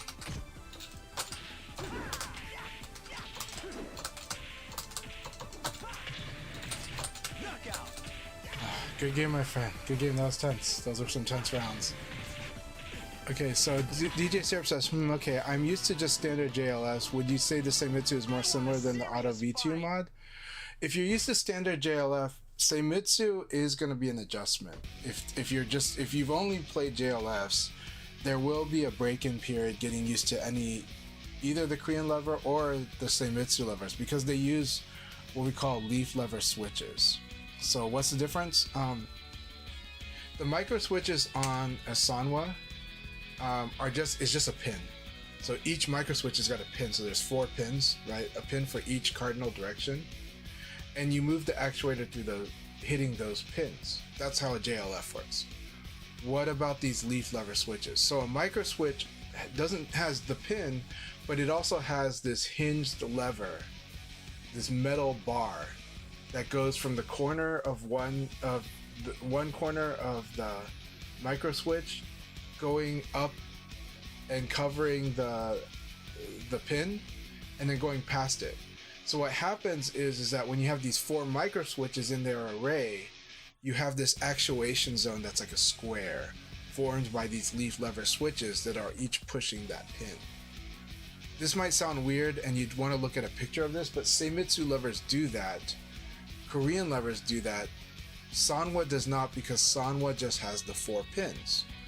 Why would anybody move off of the 4 pins, right? Might be a question. The downside to Sanwa using these 4 pins is, like, if you ever played on the Dreamcast Green Goblin, that's using, I think that's using pin micro switches, and basically the problem is the actuator is small enough that you could go into the corner and these pins end up blocking that actuator. So if you've ever played on the Green Goblin and had the lever get stuck in the corner, this is probably why.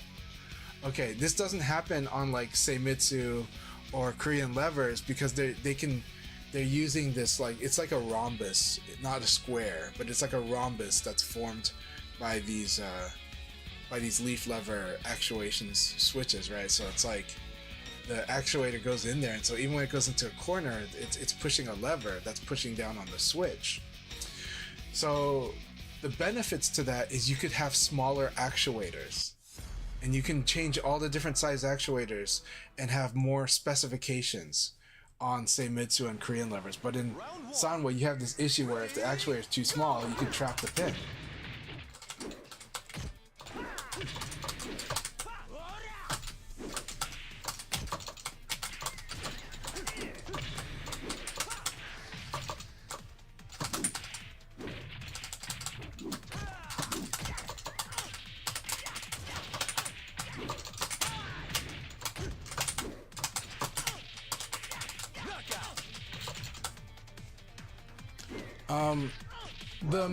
The bending on the metal bar is unlikely to happen, and you could always replace them.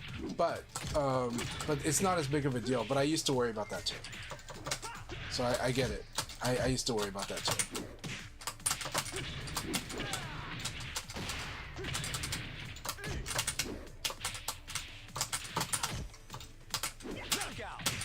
Alright, I'll try to get my head into this match now, but that's good conversation. If you're leaning towards the JLF Auto, go ahead and give that a try. I like the JLF Auto V5 more.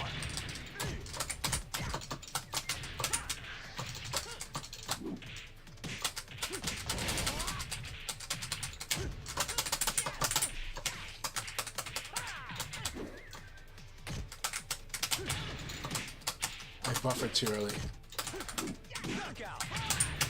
I buffered way too early and nothing came out. Sucks. Alright, let's do this. Ready, go!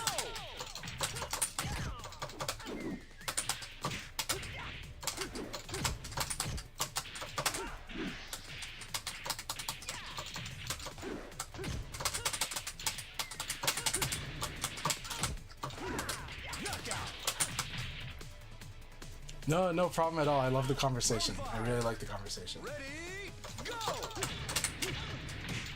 That's why I don't confirm properly.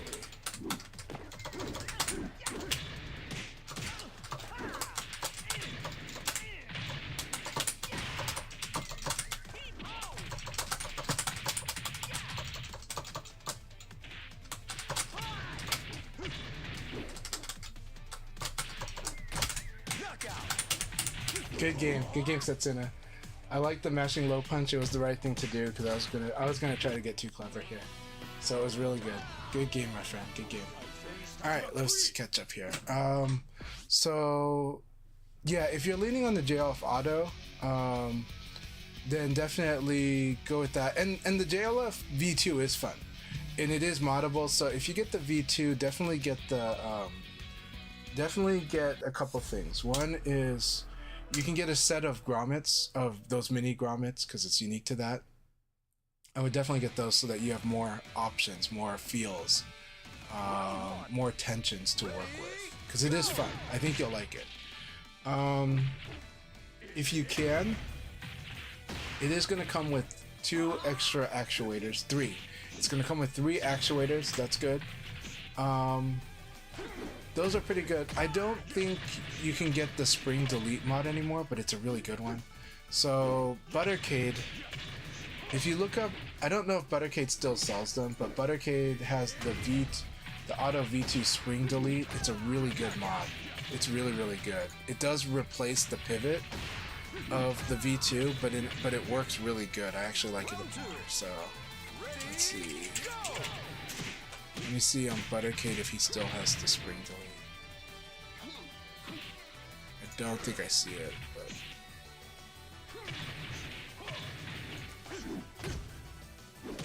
yeah, I don't see the spring delete at all. But let me see if any of the stores have it.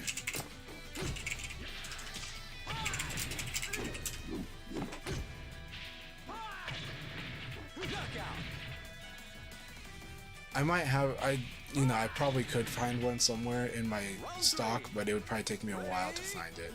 I probably have a few though, to be honest. The spring delete is a cool mod though. It's not essential, so definitely go ahead and just get the V2. It's pretty good. It's a cheap mod, and you get a lot of variability with it. So I think you'll like it. It is really fun.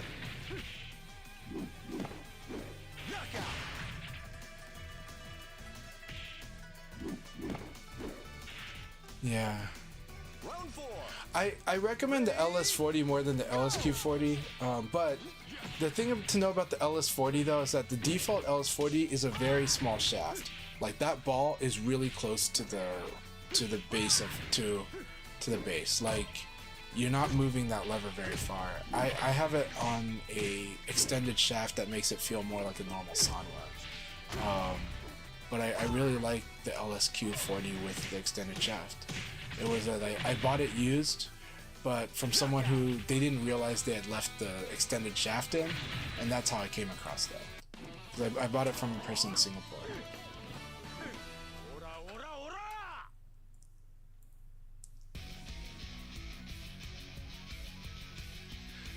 Razer Pantera with Gamer Fingers and Brooks board for about, that is a really good deal. That's a really, really good deal.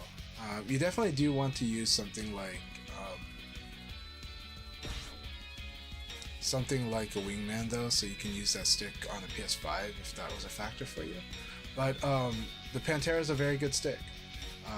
There are things about it that are not my favorite about it, but it is a classic stick. It's really good.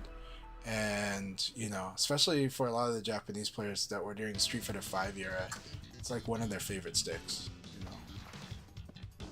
That is a really good deal. And with Gamer Fingers too, yeah. And a Brooks board. Okay, it's got a Brooks board, so you don't need the Wingman. Yeah, that's awesome. It's already got modded. That's a good mod. It's a tough mod.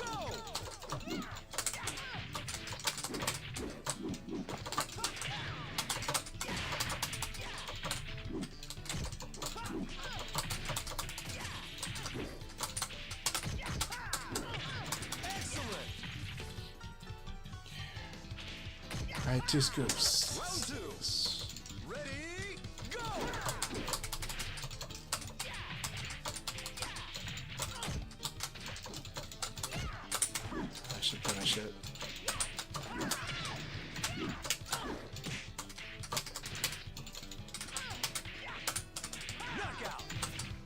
Okay, 4-4P is really good, but you gotta really think, what do I want to do after 4-4P?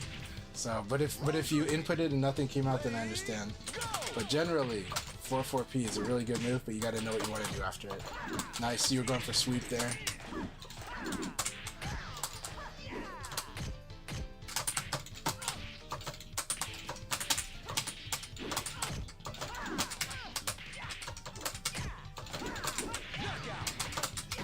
So I did evade into 1K because I figured a high might be coming here. That's good stuff though. Good game, my friend. I know I was being rough on you there. I did see that you did 4-4P into sweep. It's pretty good. I also like 4-4P. My guilty pleasure is 4-4P into 1K. Now that one almost never hits. But it's fun because when you do hit with that one, and then I do the hop away punch with punch as an option select, so that the timing for when they hit the ground. Because if they uke me, then I'll just hop away. But if they stay down, then I get the pounce. It's really fun. Rushdown Charles says, I changed the router setting. I wonder if it makes my connection in VF better. It could. I don't know how I could test it. I won't try joining the league while matches are going. Okay. Yeah, no, it's hard to test, but I hope that'll work. Really do. So, I do like the Auto V2 quite a bit. It's just that I've seen a lot of people like it and then move off of it for different reasons. I think it's really good. It's just that I'd almost want to have multiple sets of those grommets because I know they would probably wear out after. They probably lasted a good 2 or 3 years though before having to replace. So just playing one replacement would be good. But fortunately, the Auto V5 has been popular enough over the years.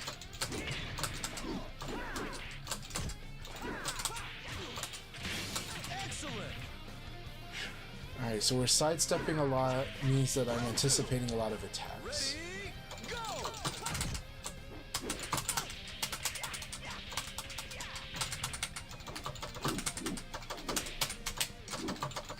I'm trying to control the space against Lei Fei.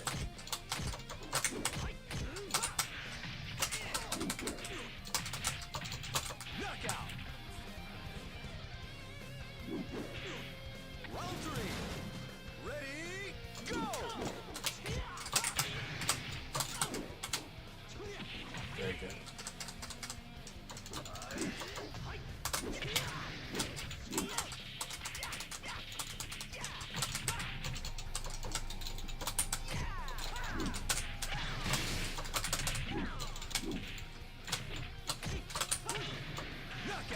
Very good. That was guaranteed, I think. Might stagger here. I have to break the stagger after that. Ready, go!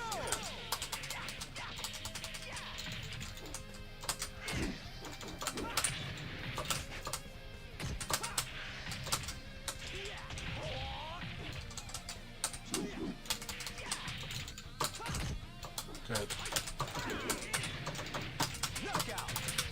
Whew, I was able to get the evade just in time here. Watch this right here. Right there. Boom.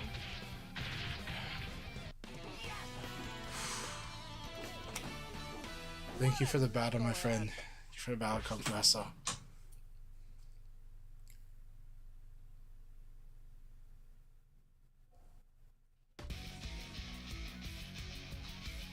Yeah, the good thing is there's a lot of V2s available, so you could always buy a second set, and that would give you a second set of grommets too.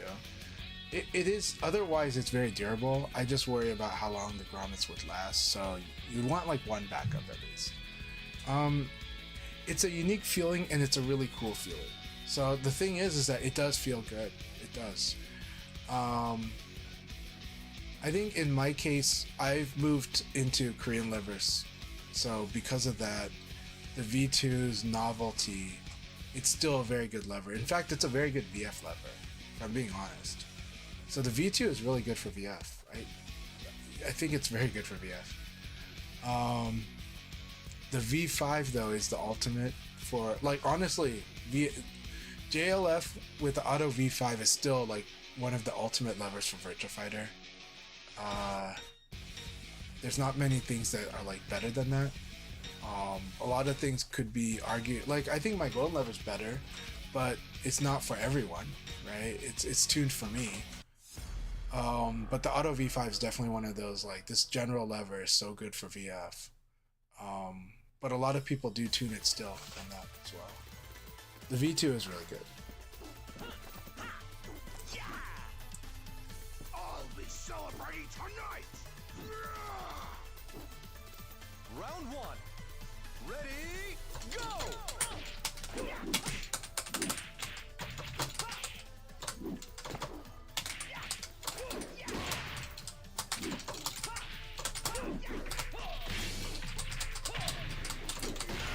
That was beautiful backdash 3K plus G. That was really good.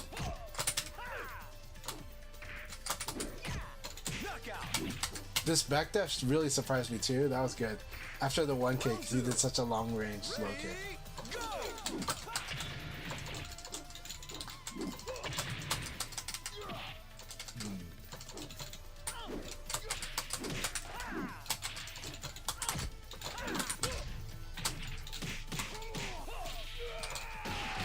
Kept trying to evade half of those. Alright, here we go. We're about to lose this. Yeah, Jay. Ready, go!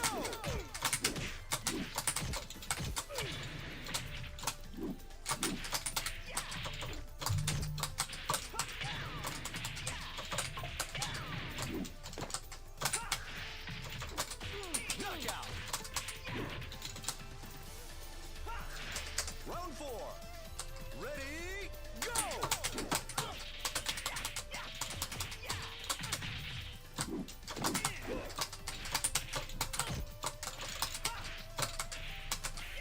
Excellent! Round five. Ready, go! We misinputted twice here.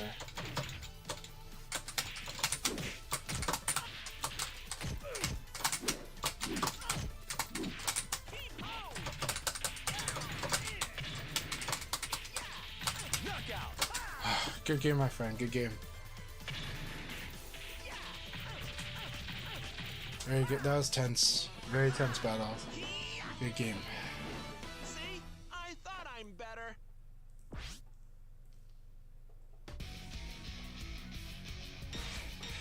It's always a hard decision with levers.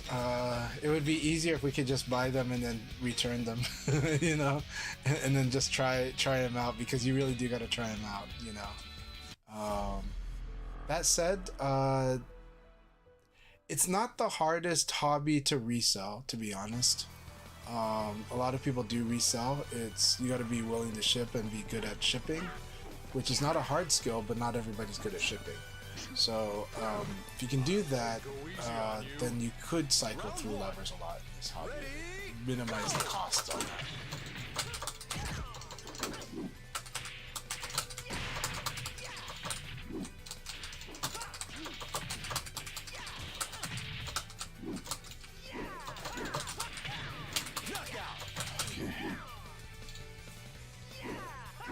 Round two. Ready, go!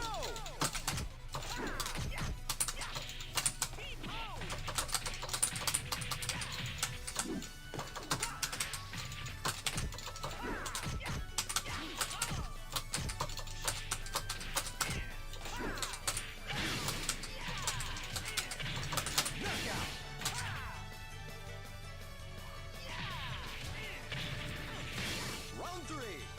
So the strategy I'm employing against Legion is trying to control, fighting a lot of mid-range, which improves sidestep, delay sidestep as an option, and it reduces the chance I get thrown, right? And then I'll use some crushes here to kind of mitigate, and I will try to control the engagement bits, right? So I'm using range quite a bit here. And this is how I've been always fighting this matchup here. But here, make these quick reflexes where you realize he might go for a throw, in that last second low punch is what I'm also doing. So that's why you see me suddenly like go, oh, this is probably a low punch time, because he's probably going to throw or do something. Being able to fight at this mid-range helps you be able to play in this way, especially with Leon. And so it's tough because Brad is having trouble finding that moment where he can punish you. Brad is really good at punishing. Now that said, he could backdash, but Brad's interesting because he's good at whiff punish, but he doesn't really have a great backdash game. So playing this mid-range can be an interesting challenge for a Brad player. Sometimes he'll just cleanly want to do like 6-6K, even though it can be punished on block.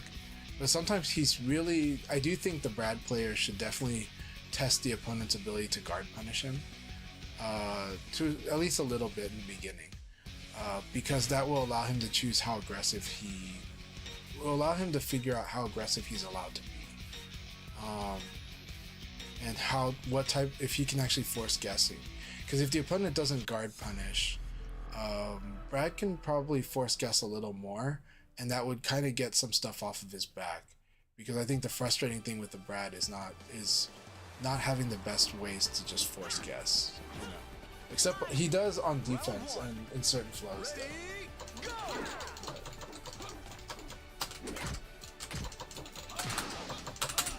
That's right. Almost got the kick.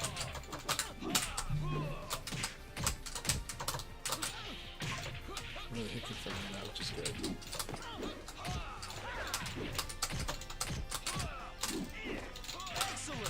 Right now, like, I'm not feeling it. Let me see here. Okay, let's do it. I like that new opening. Okay, so I thought I crouched that. I guess not.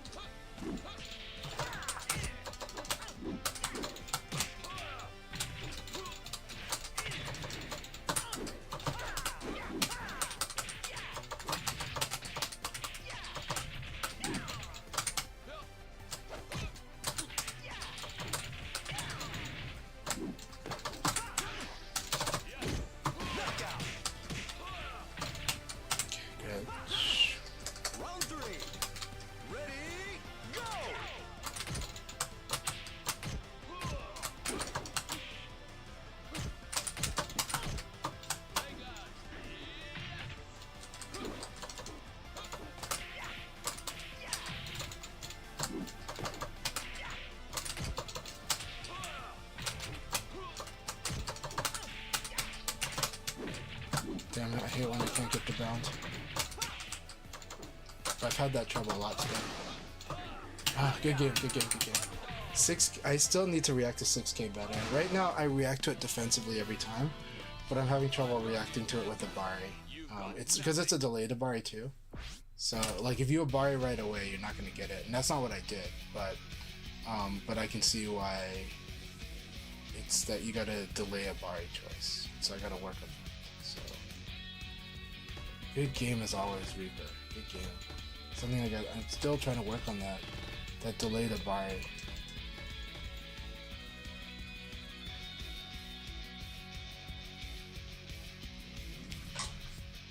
And for those that don't know what Abari means, it means when you attack against the frames. Like the blatant example is when you attack when you're minus. But it also means when you attack like with a really slow attack with a small advantage, right? So that's what Abari means. It just means that you're going against the frames. But in this case, when I say delayed Abari, it's because 6K will hit you. You'll be stunned, he'll do his running thing, and that seems like a lot of time, but sometimes in a panic, I'll hit the attack already, and that would be too early, because then it's before the 12 frame input buffer, so then nothing will come out, I'll get thrown.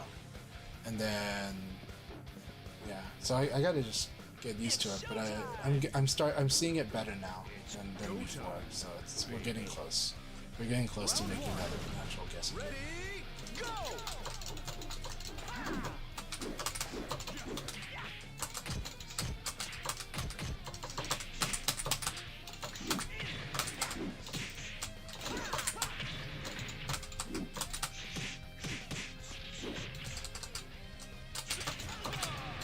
I like that. That is so cool. I thought this would whiff. That was so good. But I did delay this wake up, so I should be able to. Ready, go!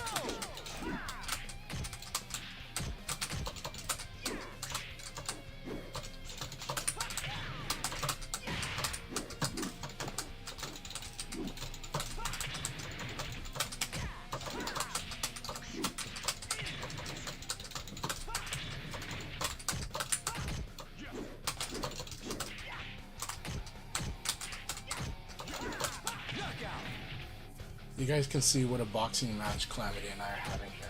So. Round 3. Ready, go!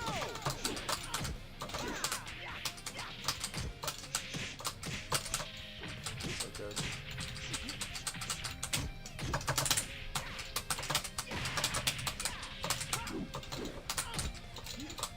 Very good.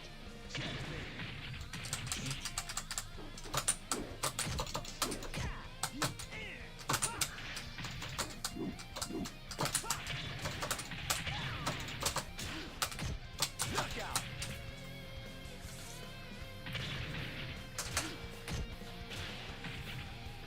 Round 4. Ready, go!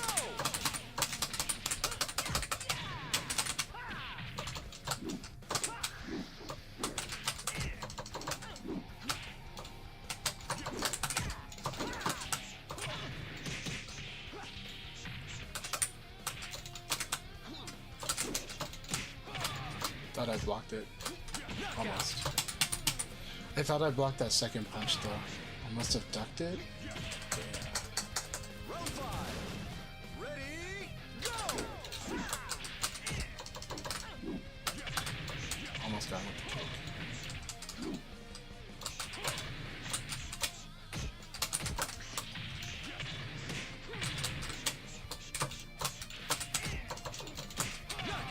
That was really good. Good fight, Calamity. Good fight. That was a really awesome battle. So, I do think the Brad players should watch the way Calamity's playing Brad to add, not to replace the way they're playing, to add to it. It's really good. His use of 4K is also pretty good. He's not using it too much, but he sticks it at really good spots. That use of 4P plus K, a lot of Brad players do know how to use it that way, so I'm not going to say they need to really add that. But it's the patience, it's watching, and it's understanding that like Brad can't just flail right away. He's got to sometimes watch and catch stuff. So it's really good boxing. Like you can see how it looks like a real fight, right? So yeah, 4P is amazing against Brad. So I do use it, but it is still kind of slow, depending on the way that the Brad player wants to play. But it's so good.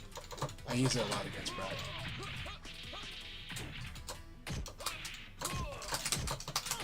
So good to see you, Noodle.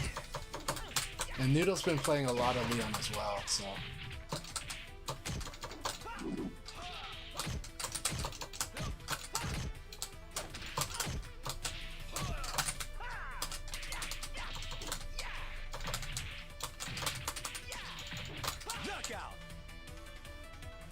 Yep, Leon mains Unite. I know Rental was almost in this room, but they couldn't get into the room, which sucks. I was hoping Rental would be in the room. It's always fun fighting Rental. Leon versus Leon is a very stressful fight for the record. Like it's almost a barrier for a lot of Leon players, because there's a lot of Leon players that will hate that fight for a long time. But it's an important one. But eventually, I think some players once they get comfortable, really enjoy it.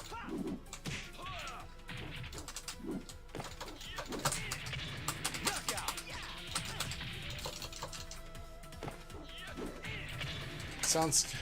I don't mind fighting Wi-Fi, but I will be busy, so. Oh, such a beautiful Sabaki.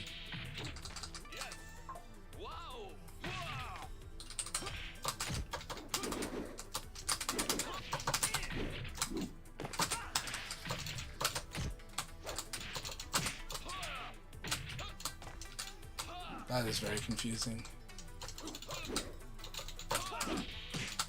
That's really cool.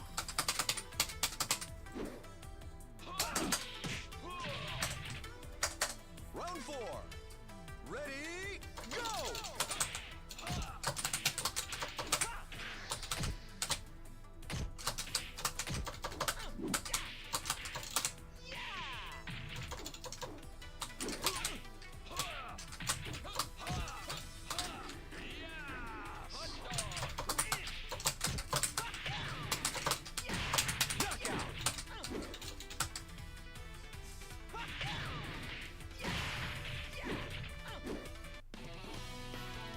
Very good game, Tisha. That was really good. That match was even better than before. So keep it up. Keep it up.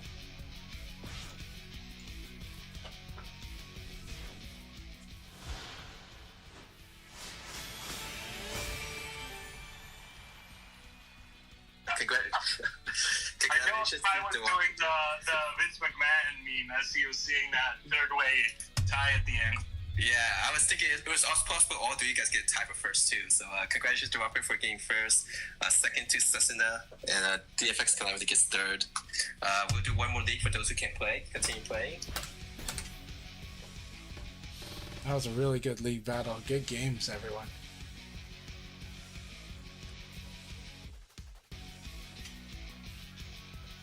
Also, I'll let them know if you join the wheel.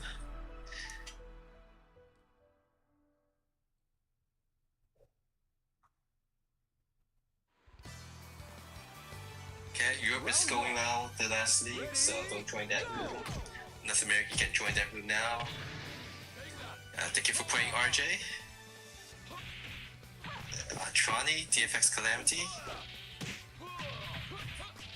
Really good games with all of you. Thank you so much. That last league battle was so much fun. Good games. It took a while to get one in correctly. It did have to have a restart. I am like, my body is kind of like, isn't this like time for like the third league already? It's like, no. So, but yeah.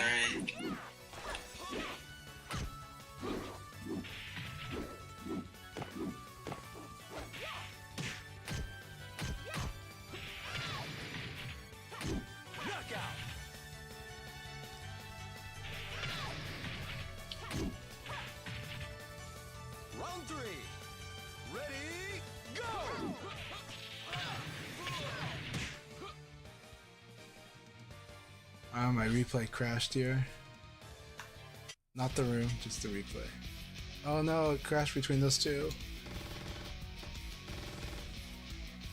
Are they both still in the room? They're both still in the room. They're both still in the room. It's okay. just like...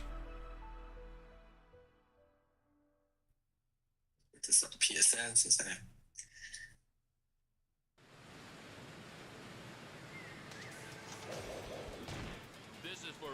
Yeah, he's still around from the Rock Reaper, and he came on. It's like, oh, I'm still thinking about that, you know.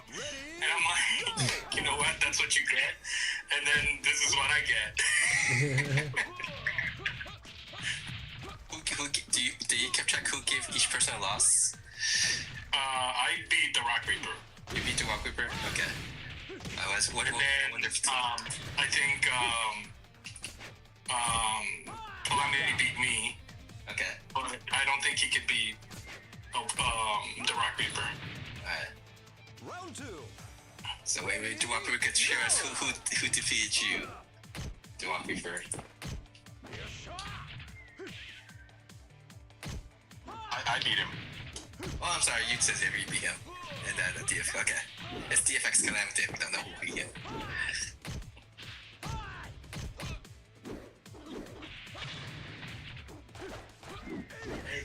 Your service had 3 people undefeated: 40i4, Cooler Tails, and Kingo.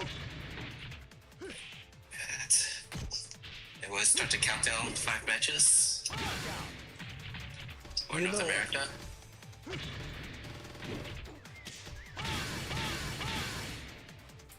So it's you guys did a triangle thing. The Walker beat Calamity. Sasuna beat the Walk Reaper. And Calamity beat you. Yeah.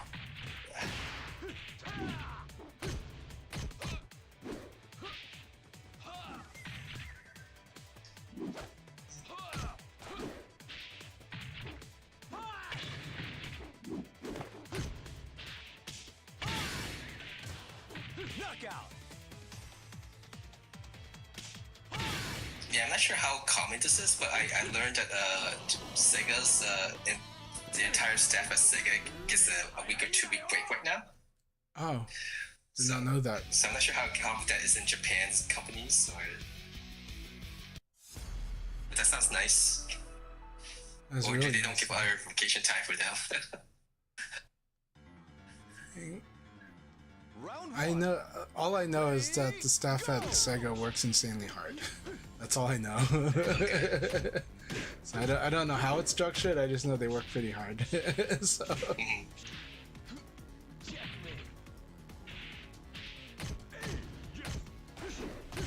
And like I know, like as gamers, we're fixated on like the one or two games that are like our favorites, right? But you know, Sega's working across so many things.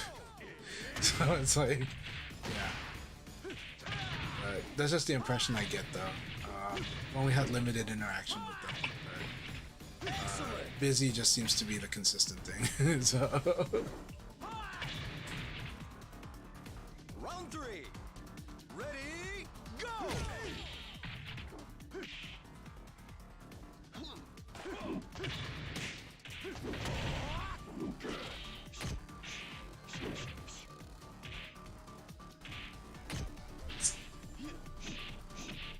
Oh, the other thing is also if you think, or you're not blocking because you're crouching. Because I noticed that how long I hold my down button, my down direction, might affect me from actually staying back up in time to block his mid strike. I noticed I had issues with that time of getting up, and it's just that I'm holding down a little bit too long.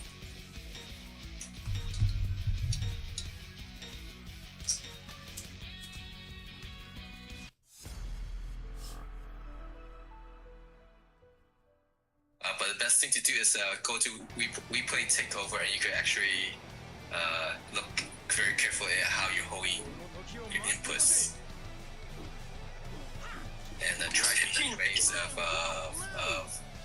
timing wise of the guard button or the. I would say the best way to diagnose that is to like stream, because then you can see what your actual inputs were on the stream. Because when you're doing the replay takeover, understand that's the game's interpretation of your inputs, which should be correct. But if you really want to compare and contrast, especially on internet connections, stuff like that, when you stream, at least you have a video record of your inputs, like if you have an overlay device. What were you gonna say, Setsuna? I think you were gonna say something there. Now that we're speaking on kind of like input methods and buffers and everything, I was trying to say that, you know, if anybody's been testing the Tokon game, that's one of the things that's kind of like strange about it. The input manager is just kind of weird. I see. Round 3. I heard Tokon, like the PlayStation 5 is a better version so far versus the PC. But I think I saw a post that they're trying to fix the PC issues. But so far, you're enjoying Tokon, Sasuna? It's interesting. Knockout. Europe side, we still have Clear Tails Round and 4. Kingo undefeated. And actually, Clear Tails will be playing against Kingo. Actually, they're playing right now against each other. And Kingo wins it. Clear Tails gets first loss. Ice Pack still playing against Rusty.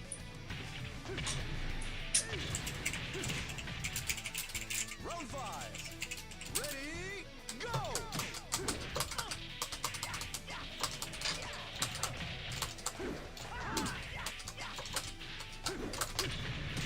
Okay.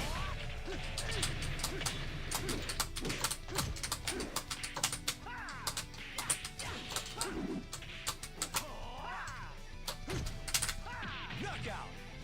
Alright, really fun game, Diva. That was a lot of fun. Corvus, it's good to see you. Hope you're doing really good. Rushdown Troll asks, is anyone in this league using cable internet? DOCIS 3.1.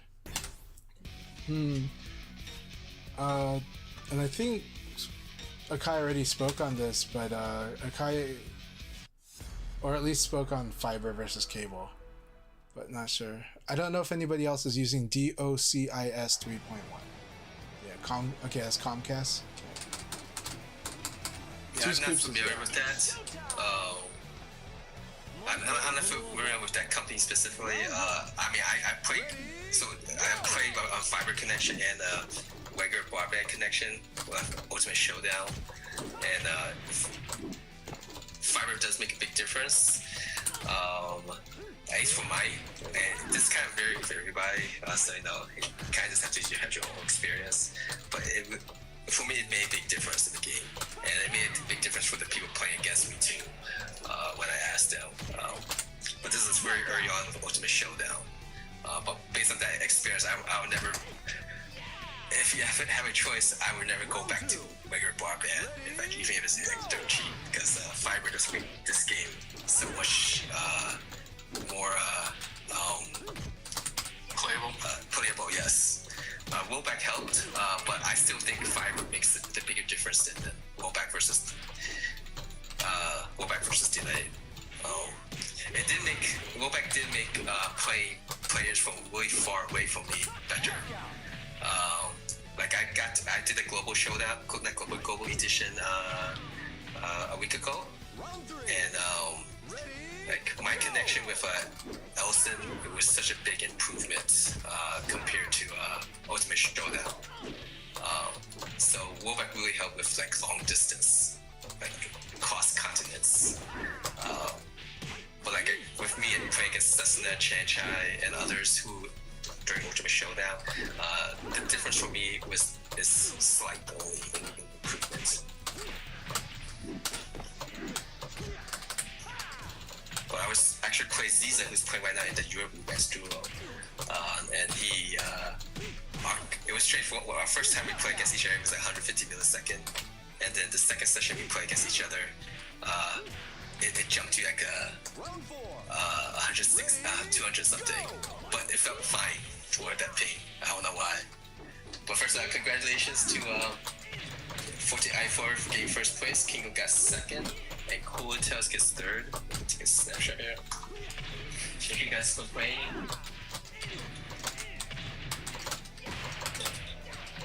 Look like Kingo lost to the spoiler queen. Ziza defeated the Kingo. Look what? Let's see how they get. Ziza has been doing this quite a bit playing duo, so hopefully this is a good experience for the players against duo.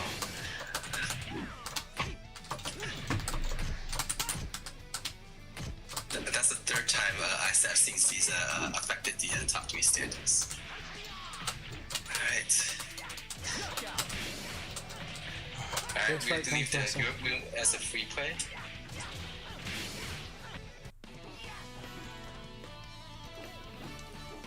What a knucklehead!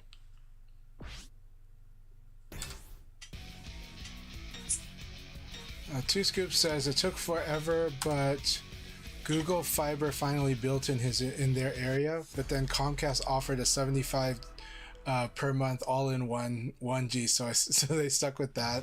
Maybe it was always an option. I don't know. The TV bundles are ridiculously expensive now. TV bundles are very expensive now because their market share has shrunk so much too. And so TV is in an interesting spot, but the TV bundles are very expensive.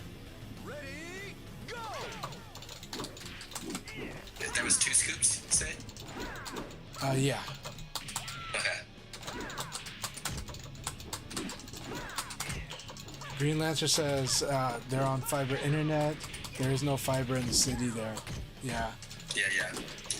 I was checking like North America, USA is because like the percentage of people that's internet it's like only 20% or so, or 30% has fiber. Like compared to other countries, like that is extremely low. I was most impressed with South America because a lot of the South American countries, those who have internet is on the fiber.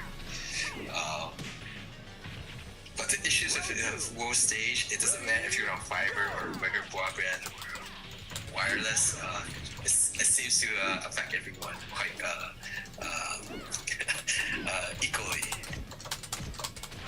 And Rushdown Turtle says that fiber is not an option for them and never will be. When they moved into the address, they promised they were coming soon, but 6 years later, there's nothing. I will say a lot of places got late fiber rollout too, though. A lot of major, That's true. like Southern California, a lot of places, and Northern California. Again, I always bring up my best friend. My best friend worked at Google, lives in Mountain View, did not get fiber internet till last spring. It did not exist for them until last spring. The discrimination. Jesus Christ. You know. So, and it happens in a lot of places. So, sounds like it's not in the Chicago area yet. It does expand. I think AT&T has been offering it more. But yeah. Yes, mine is through AT&T. That was like 5 or 6. When Ultimate Showdown came out, that's when fiber was installed was an option for at my parents' house. And I just put fiber at my house. So yeah, for the last 3 or 4 years, when I play online and host sessions, that was streamed at my parents' house. Because I was like, no way I'm playing against game on that regular broadband anymore.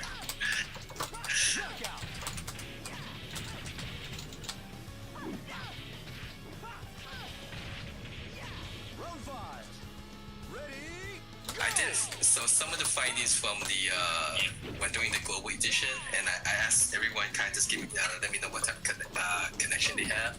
Like half of the people who participated, there was 12 people, were on fiber.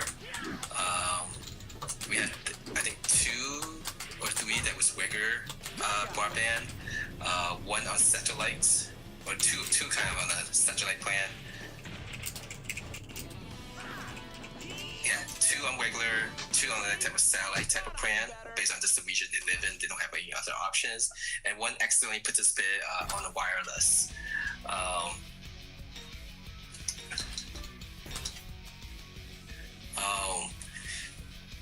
Even if you don't have fiber connection, like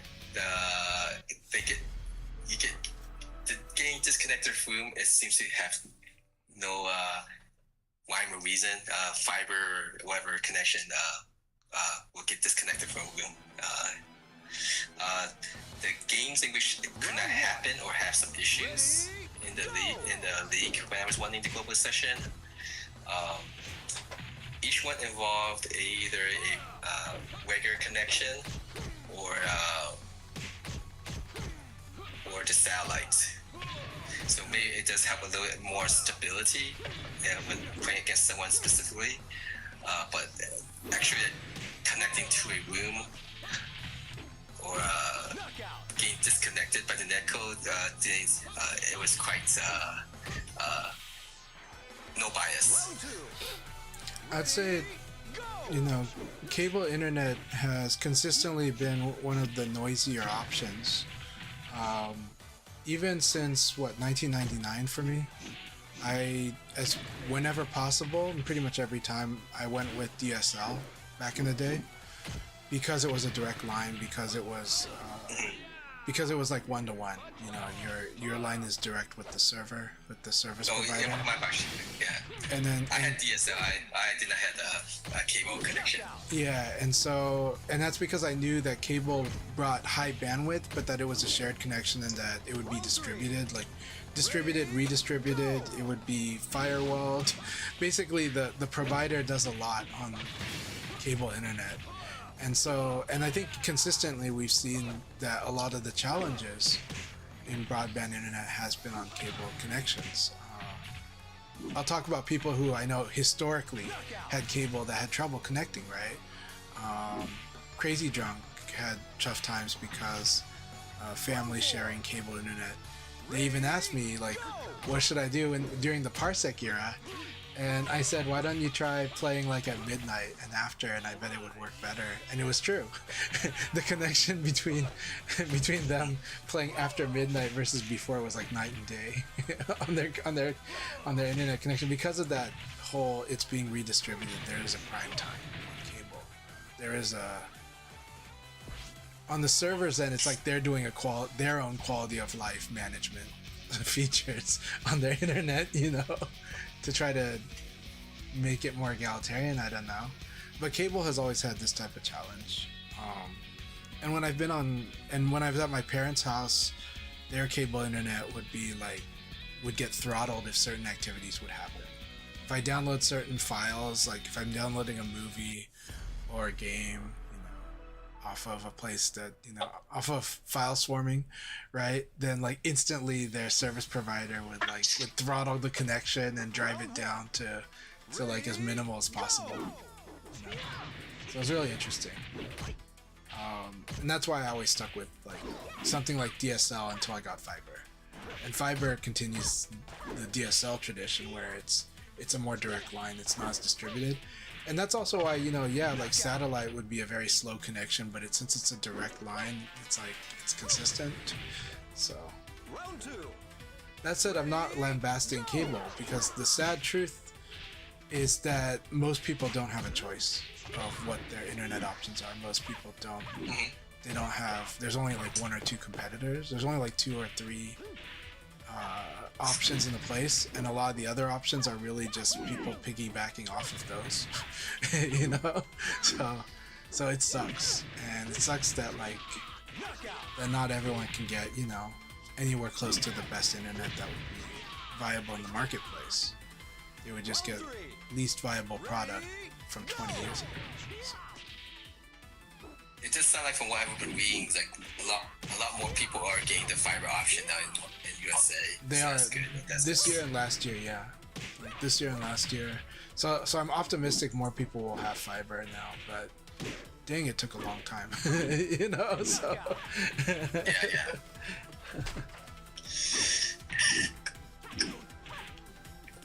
Round 4. Ready, go!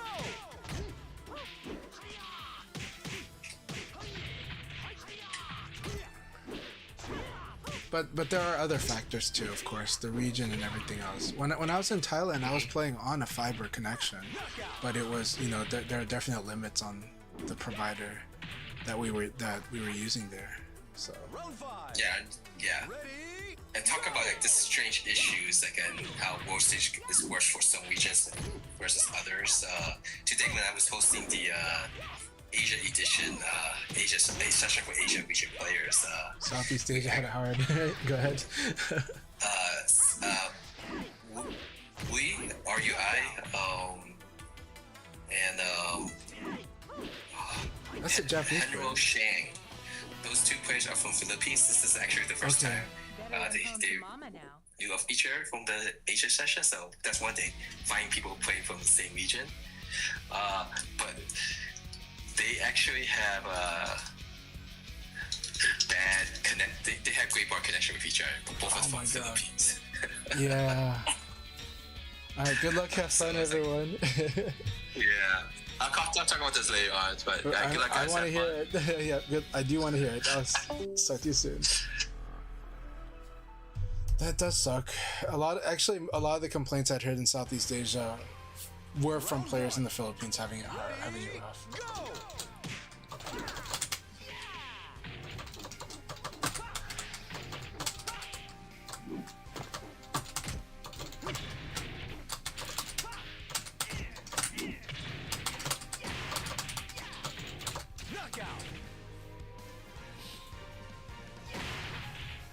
Sorry to hear that, Ace 1 CC, and you've got Verizon Fios too.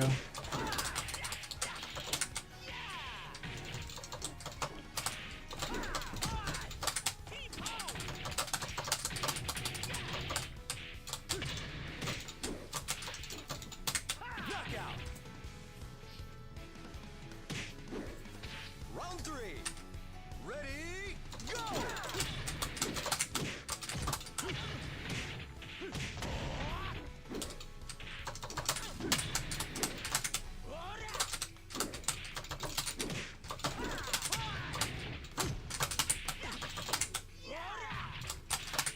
Knockout! Round 4. Ready, go!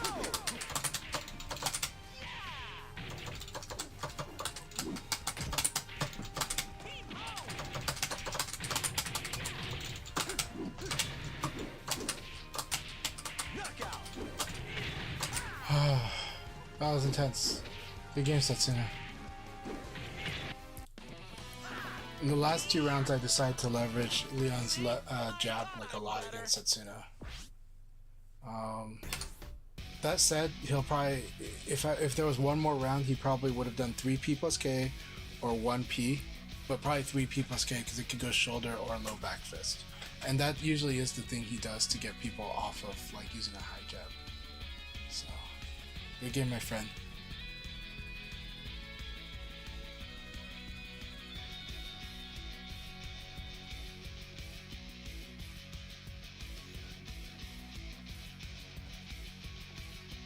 Rushdown Turtle's using PC, I believe, actually.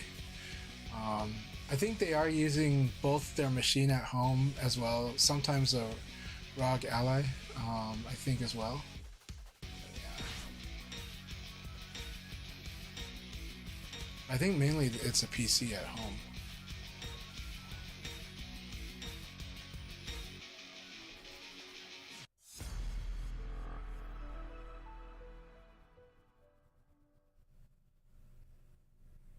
Round one. Ready, go!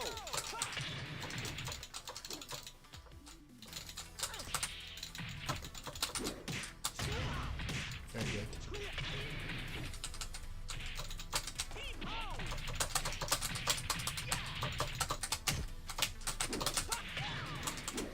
Ring out! Round two. Ready, go!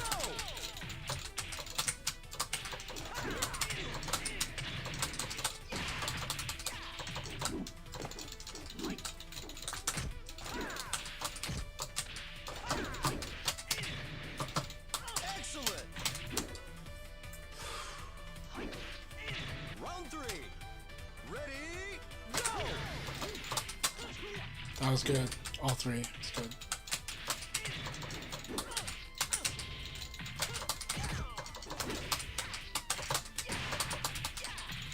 Ring out! Good games, my friend. I went all out against you on this game. Like, good stuff, though. I like how that round 3 started. I like the 3 decisions in a row at the opening. But the opening was good, the follow-up was good, and then the decision after that was really good. Good game, my friend.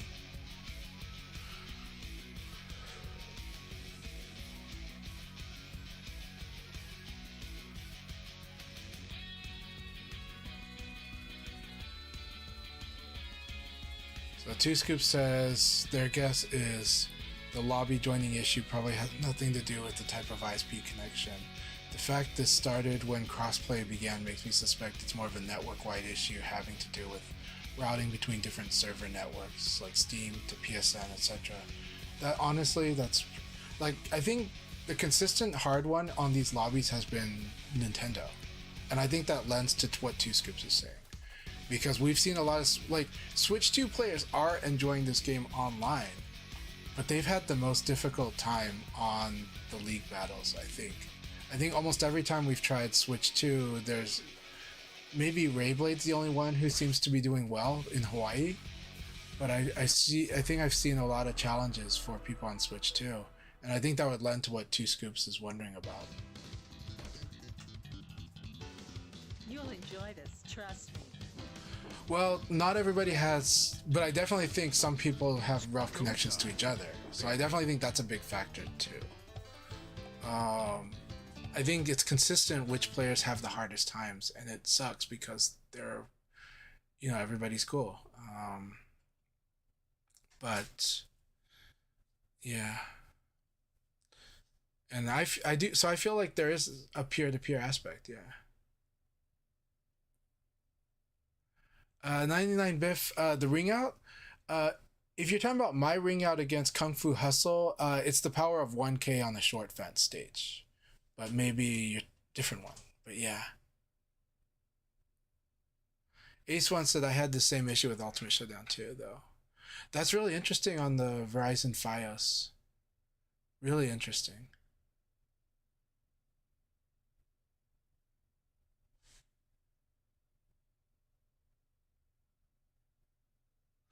Rushdown Turtle says there's only one more thing I can think to try, but it requires a lot of work, like half a day. I see.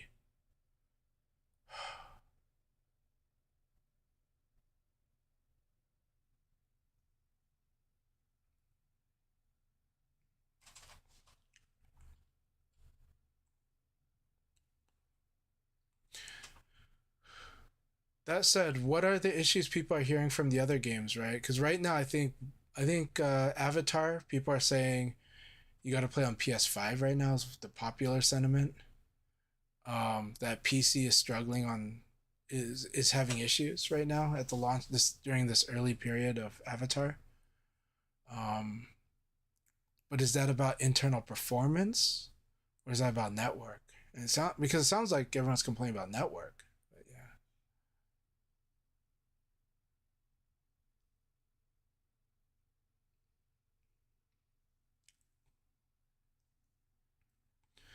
Rushdown Trail says I use an Xfinity modem and they really don't like customers having access to it, so they disable the 192 login. That's stupid. That's really stupid when they disable that, but yeah. So I have no idea how to know if it's set in bridge mode or yeah, it's true. It's competing with my router for the same IP. Is it possible to use a different modem though? But that does cost quite a bit on your end, and I don't want you to over-invest in something that might not work.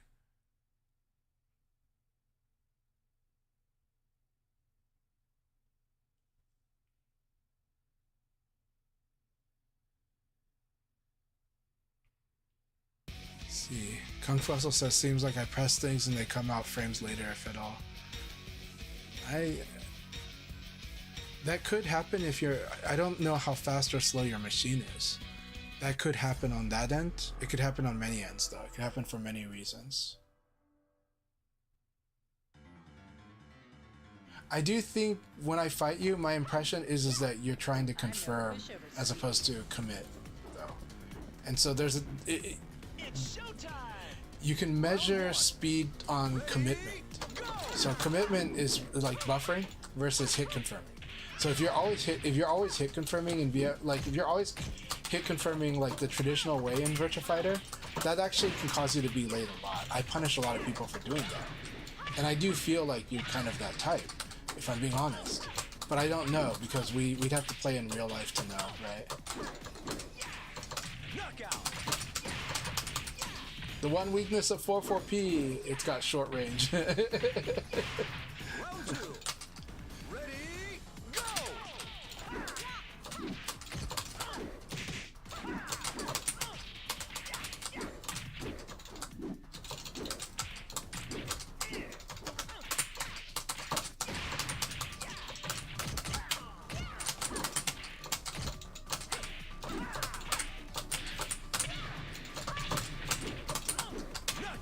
Very good. Alright, let's do this 2 scoops. Round three. Ready, go!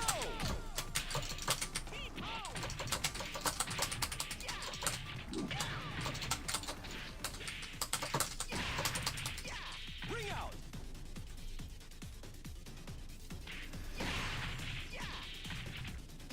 Round four. I see, Rushdown. Ready, go!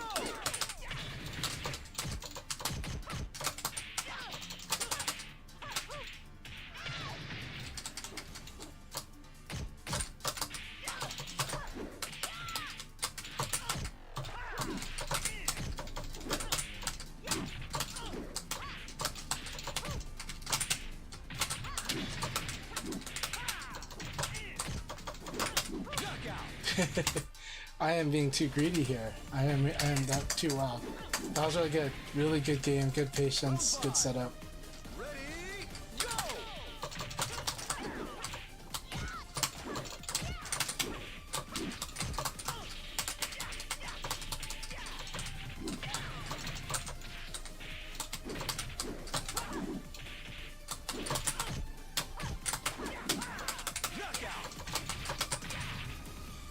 Got me with the Sabaki. This stance change is a Sabaki. So it's a high punch Sabaki. It will beat even a spinning high punch. Good game. So Green Lantern, okay, so some people in a lot of fighting games, a lot of people are gonna hit confirm by they're gonna wait to see the hit before they choose what they do. In Virtua Fighter, you can do this, and for counter hit, it's fine. But for normal hit and stuff like that, it's not the best, you're likely to be late when you do that. In offline too. So people commit, so you commit, you buffer. By using the buffer, you'll play frames, you'll play frame tight. And I mess with people by making them play both, by switching back and forth between those.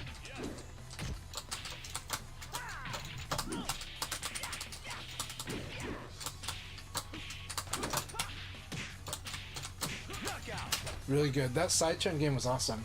Alright, good round of Reaper. Let's do this. Round 2. Ready, go! That is so good.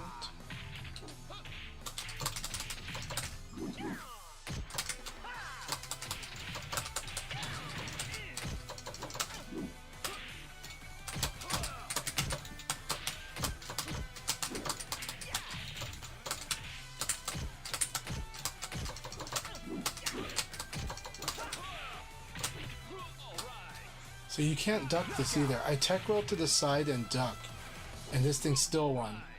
Round 3. Huh. Ready, go!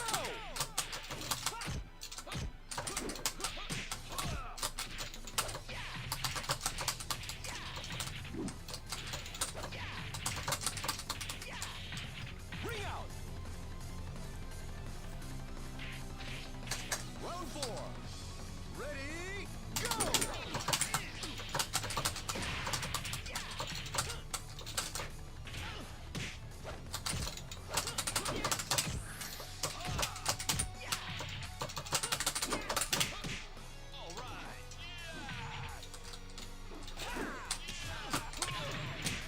That stagger's nasty.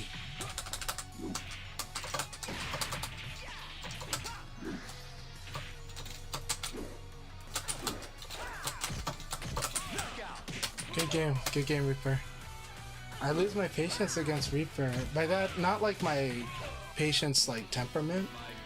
Well, temperament, but like not like anger. But I lose like it's hard because it's hard to not to want to like sustain, to not press a button. It's like it delays long enough that you just like, okay, that's time. But then you also, because you feel the pressure of being rushed too. So where do you feel rushed? Well, the running game, right?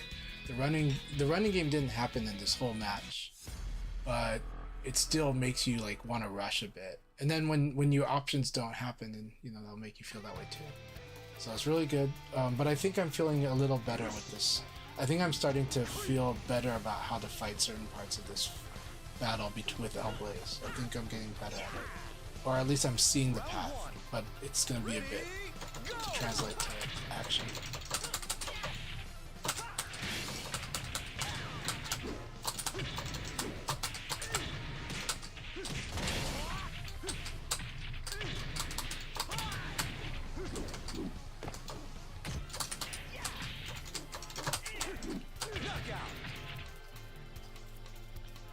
What does that look like? It's going to be a load to the animation. Ready, go!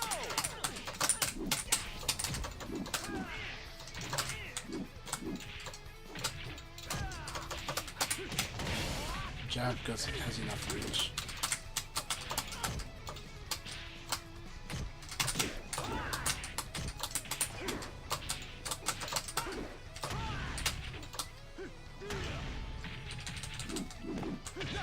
Yeah, I forgot. Never do rising attack after this throw.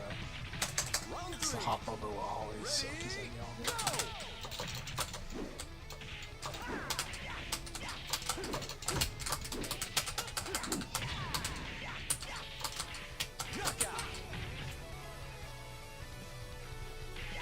Round 4. Ready, go!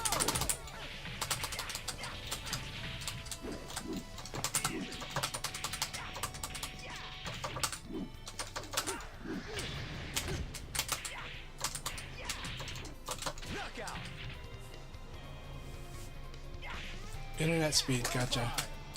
Ready, go! Is it a cross? Okay, so it is a low throw from that running game. Okay. I was wondering about it.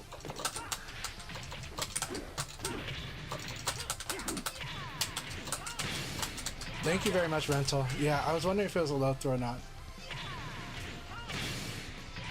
Syrup says Blaze feels like playing against a Tekken. Well, it feels like playing a Tekken 8 character, but it's not that bad. But it does feel like a Tekken 8 character, in a good way. I really do like El Blaze, but yeah, you blocked a cartwheel, it's plus 18. Yeah, no, like you got to make a defensive choice, and you'll still have a guessing game after. So yeah, that's why I say fighting El Blaze feels like he's got heat engage. Because like in Tekken, but except that he's got, you know, as much as he can hit you with. Because in Tekken 8 it's like once a round, but the round's over, so.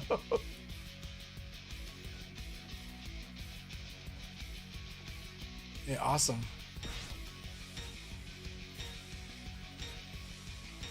Syrup says they can't stand playing against Blaze. I like it.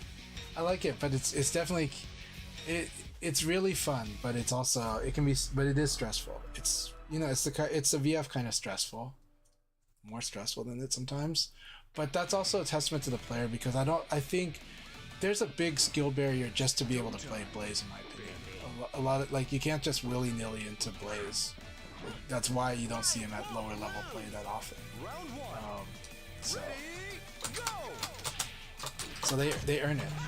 They earn it. So. That sucks.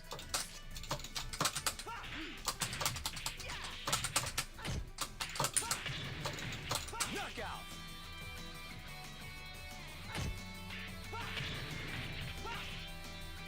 Round 2. Ready, go! The level of guessing is a lot. If they know how to do it, they have to be able to know how to do it. That's why I give them credit. I give them credit because it's not like they just hit a button and do it. Like, they hit a button and they commit to doing it, and then you're in this guessing game.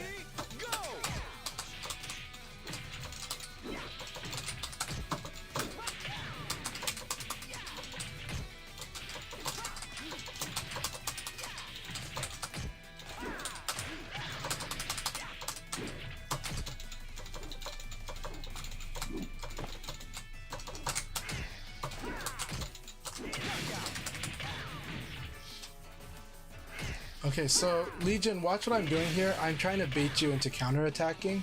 So if you sense your opponent doing this, one decent option is to move towards them as you fight, because I think Brad likes to keep the fight up close. That's my opinion. Now it's not the easiest play, but it is something I believe Brad is quite good at and likes to do. So yeah. Alright. We might tie with Reaper.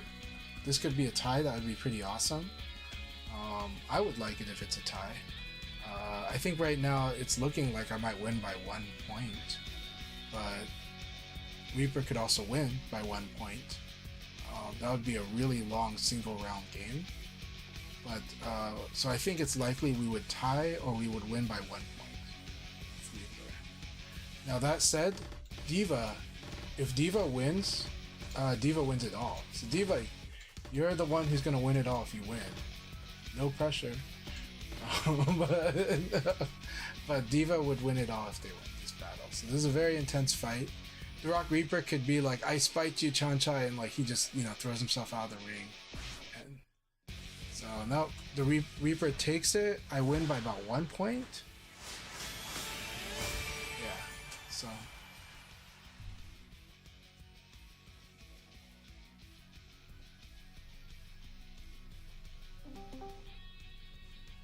Hello. And then MFT gets the third prize. Thank you guys for playing. If you guys want to continue playing the game, you're more than welcome to do so. That was a really fun battle. I was gonna say Reaper could like spite me and go like, I spite you, Chan-Chai, and like jumps out of the ring. So, and then, you know, give the league championship to Diva. But no, they fought it out. They fought it out. Round 1. Ready, go! It was like that. Looks like round 4, round 5 match. I'm guessing that was a round 5. Yeah, because I told the chat that like, because I had finished first. I mean, I finished my match first. I was like, oh, it doesn't look like it's gonna be like Reaper winning it by going 3-0.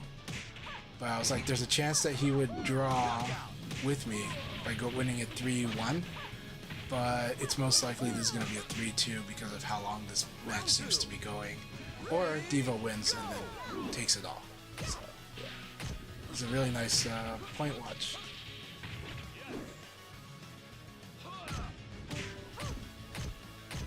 Alright, Setsuna, you back? You there? Busy. No, he's not in the chat. Okay. I see. His image is on my view, but that's probably different. It's probably just Discord doing his thing. Oh, okay.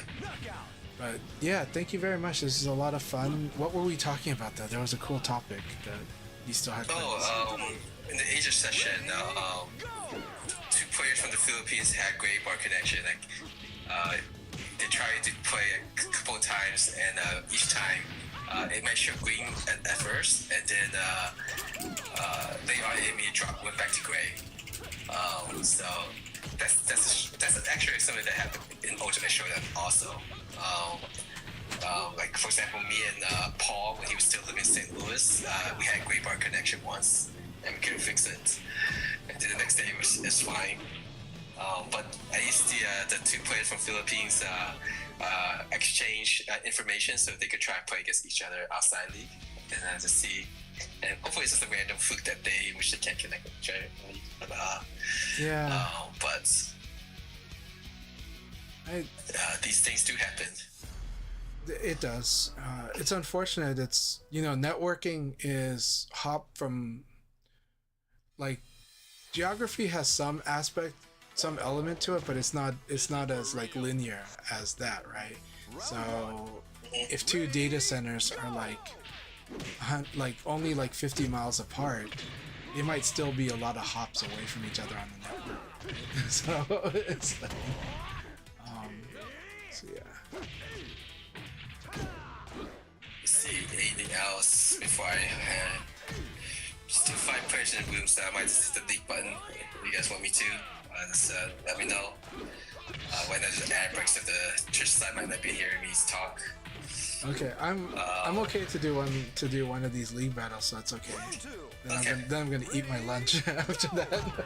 But it is fun fighting these guys, and I do feel bad for jumping out so quickly last time, but and really appreciate you.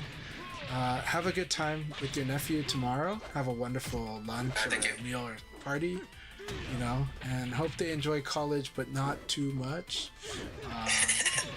Give them some sage, wise advice, that like, number one, if they think during freshman or sophomore year that it's too easy, that means they need to use that advantage of being ahead to stay ahead. Okay? Don't just think it's easy and then you cruise control and you find yourself stuck in junior year.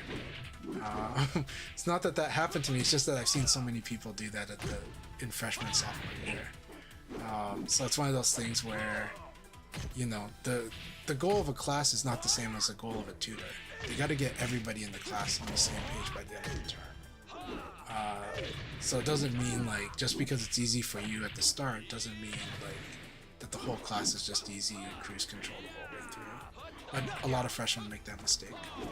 So keep working hard and stay ahead. That's my advice.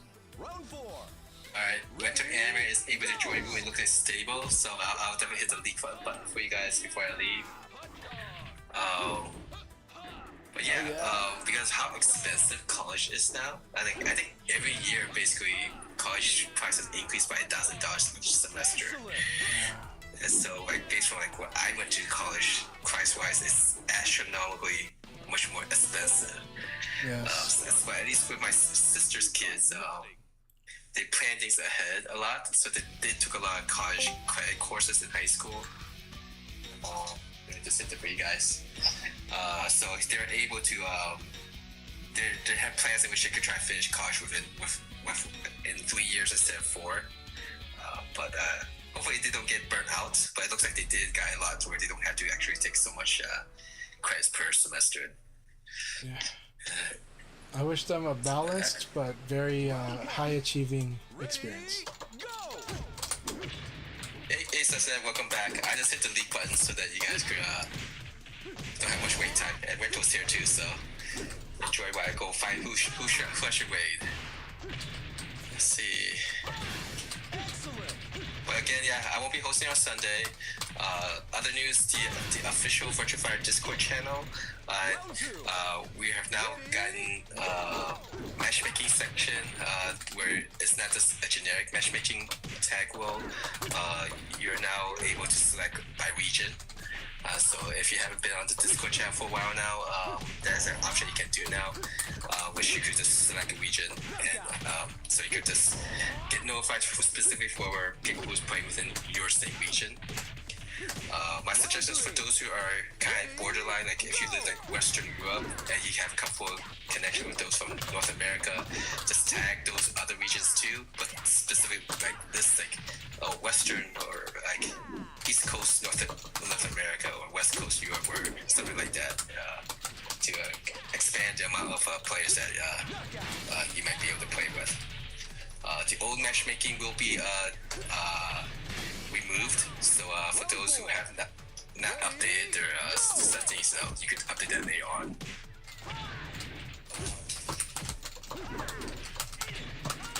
Okay, that's it. That's done. Alright, let me go.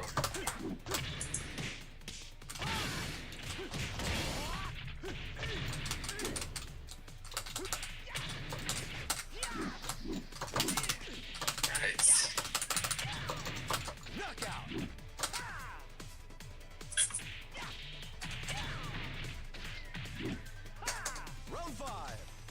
Ready, go!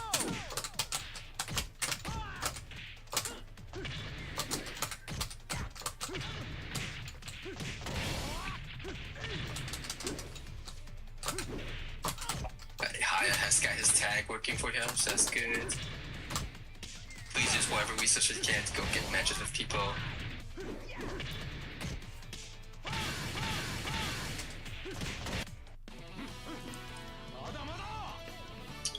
Next week we have a Virtua Fighter 3TB monthly tournament in Japan, and then Ragnarok, the first VFOC offline qualifier for South America region players. This one will be in Argentina, and then there'll be the Treta Championship, which will be in Brazil. So for those in that area, it's a lot much cheaper to play in those if you're from South America than flying to different continents. Well, anyway, you can't really go to that continent to play because you'd be restricted from qualifying for the special event.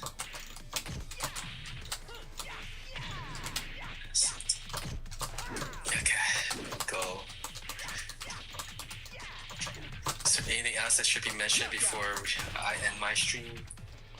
Round 2. Thanks for everything again, and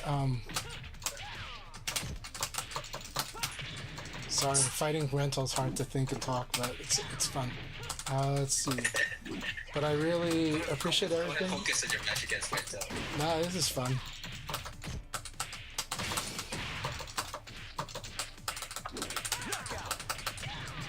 Let's see. Rental, the problem with poke 2 times is the body play. I like that. I like the backdash there.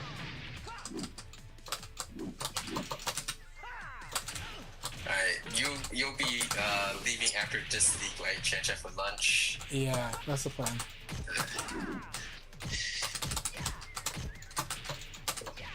It's just that you plan to play for a while, so I'll No, I'm leaving. You're leaving too? Alright. MF Diva's in the room, so then we go raid MF Diva. Round 4. Ready, go!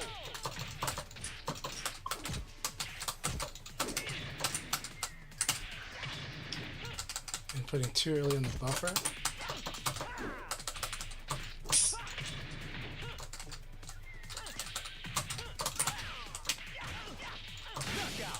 That was so much fun.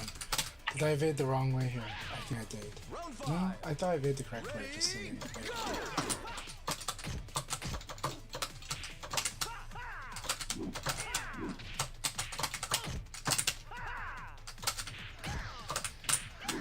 Let's finish watching this match here between the Walker and Cessna.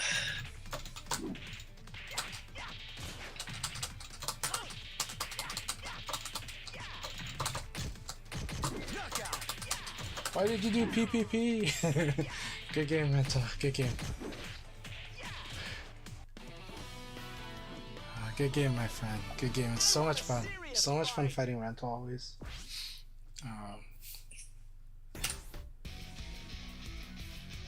But yeah, okay, thanks a lot. Equal GG on my side to you. Yeah, I have very good connection with playing Wento, but for some reason he has trouble getting to the moves I pose. But alright guys, you guys have a good night or good afternoon, wherever you are. Have a good night, time. get good rest. Thanks for all your hard work in the community. Okay, thank you so much. Alright.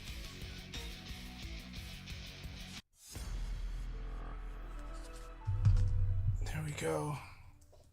Alright, 2 scoops, here we go. This will be a lot of fun. So these matches have been so much fun. Ready? Let's see what we can work on. 2 scoops.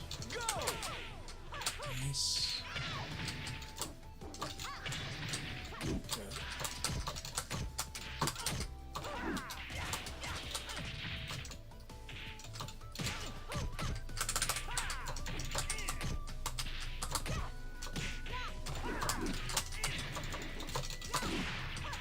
Very nice. I like the 4K plus G there. That's nice coverage there. Ready, go! I wonder what 2 Scoops thinks of the move 9K, because it's a really good move, but I don't think I think it's a move I used to see them do, but I don't think I see them do it as much anymore.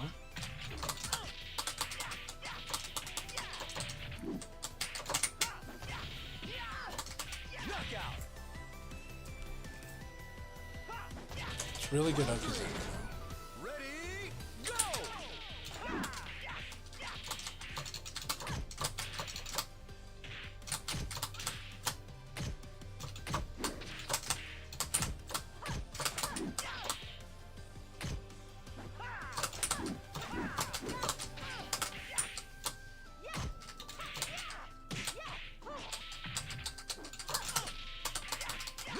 I think the Okuzumi can be stronger in this situation here.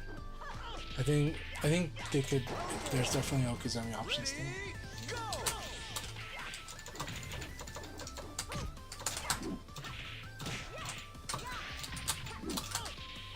Downside if you miss time.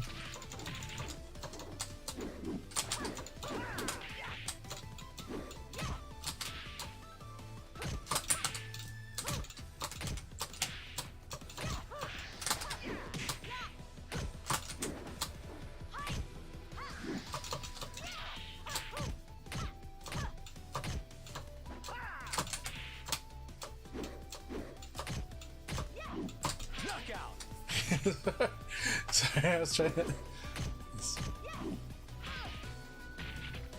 Whew. It's the power of the 2G defense. The power of the 2G defense is so strong. Good game, 2 Scoops. Good game. Duck and Punish is really powerful in VF.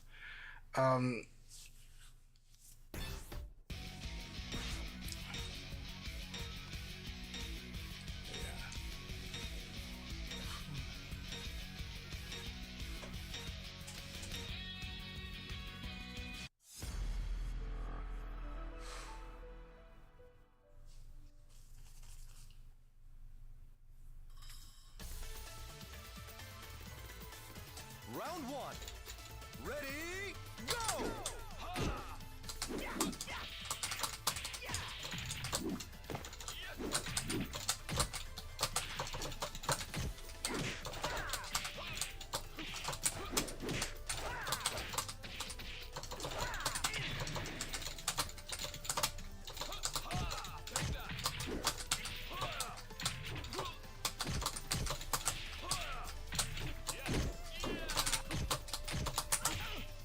Interesting.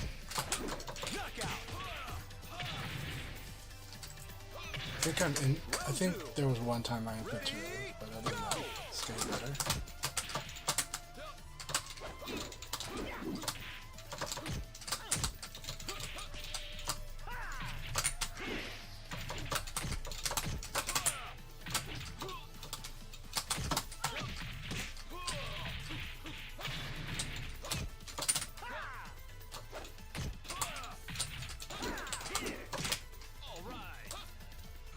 Thought I escaped side throw, but apparently not. I must have pulled it back to neutral right when that happened. Ready, go!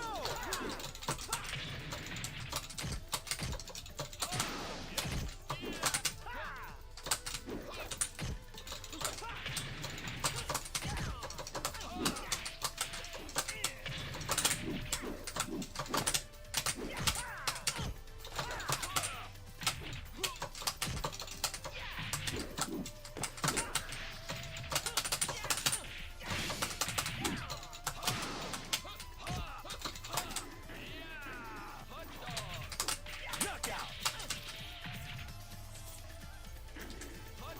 Round 4. Ready, go!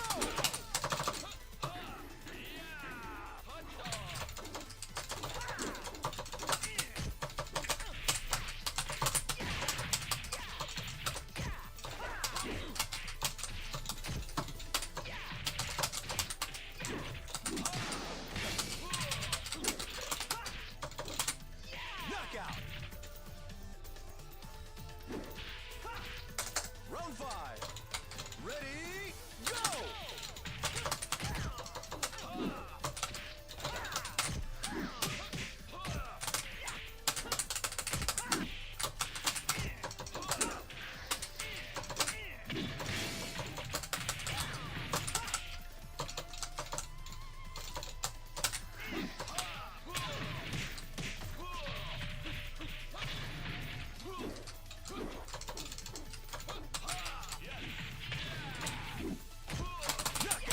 Yay! Because I watched CEO, I waited for this. Because I watched CEO. So if you watch CEO too, good game. Good game. That Rental's saying good games to Two Scoops, good games to the Rock Reaper. Because I watched CEO, I was looking out for this this lunging the low option. So, good game, Reaper. Good game.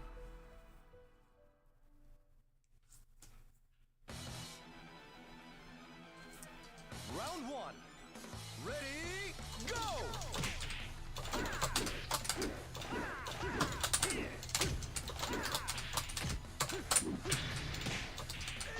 That's a ring out. Oh, that should be ring out.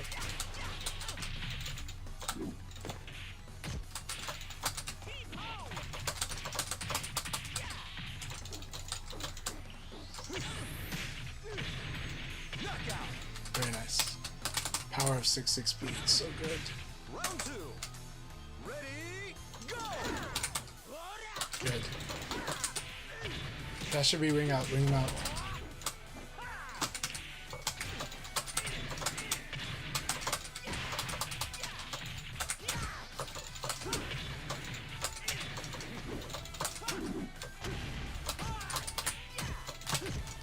Knockout! Round 3. Ready, go!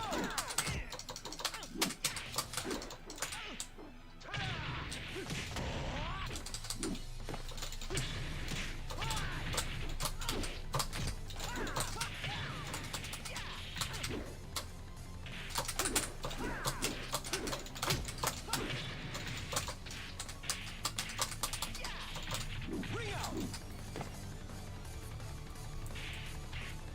Round 4. Ready, go!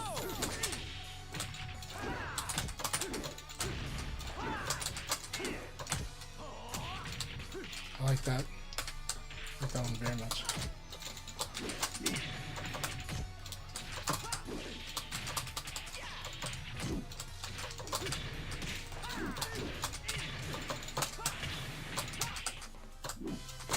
Knockout! Very good game, Diva. That was crazy. It was a lot of fun. Lots and lots of fun.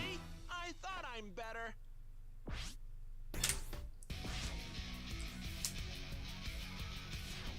Alright, thank you all very much. Rental wins it all.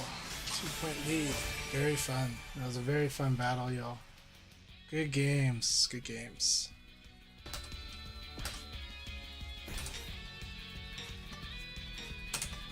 Alright, I'll give Setsuna good.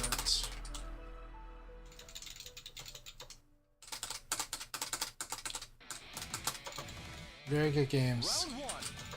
Ready, go!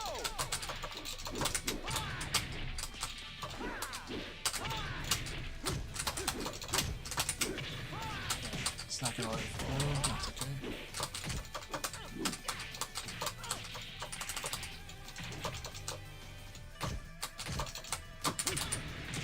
Knockout!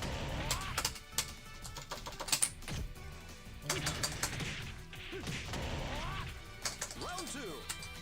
Ready, go!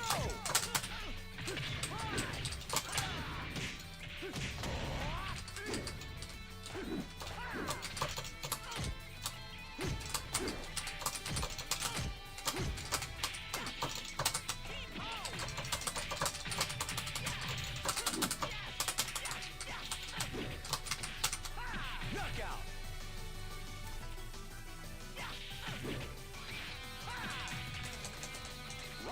There's a lot to do with Ring Out. We can talk about that. We can do a session about it if you want some time, because there's a lot of tiny decisions that add up when it comes to Ring Out.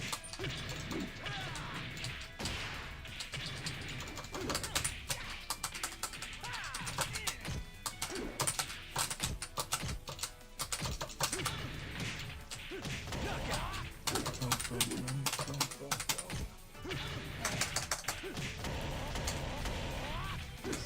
Round four. Ready, go!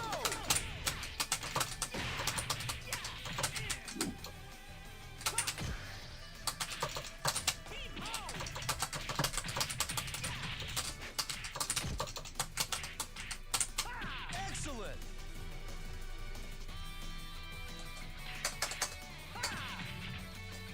Round five. Ready, go!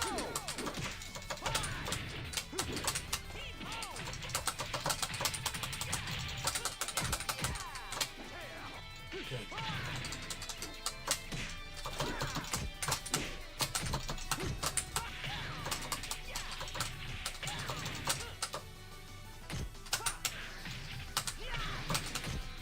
Knockout! Good game, my friend. Good game. Always intense battles. Never easy, because we're always changing up what we're doing.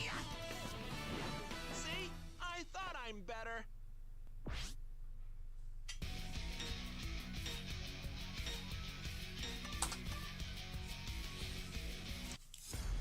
So, first one, learning movement, like learning advanced movement will help your game when you're faced with Ring Out, like a lot. Then we have to learn how to manage the risks when we do that.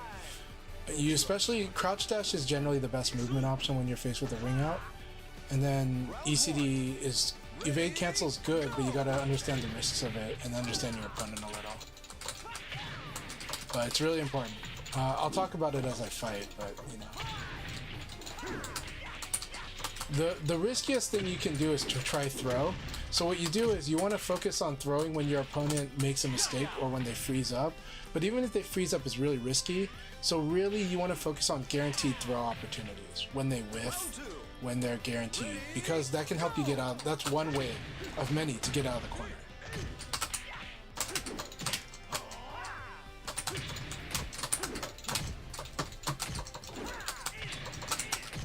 Then it's how to safely poke depending on how the fight's going. Can help, but there is no safe poke. So the risk is they can blow you up. You got to make sure you don't get crushed out. You know. And so you know, being crushed kind of sucks. Then there's how to set up win condition, and then there's knowing to get out of this snare. So just trying to reduce the chances of that. But it is good to train yourself how to fight when you're backed into a corner. Like, I'll back myself into a corner and we'll work it out. And I may lose because Akira can actually ring Leon out of the wall situation, but it's still good to do. So knowing your fuzzy guard situations is really good, because that's going to be one of the most important things you do. Like, fuzzy guarding period. Like this, right?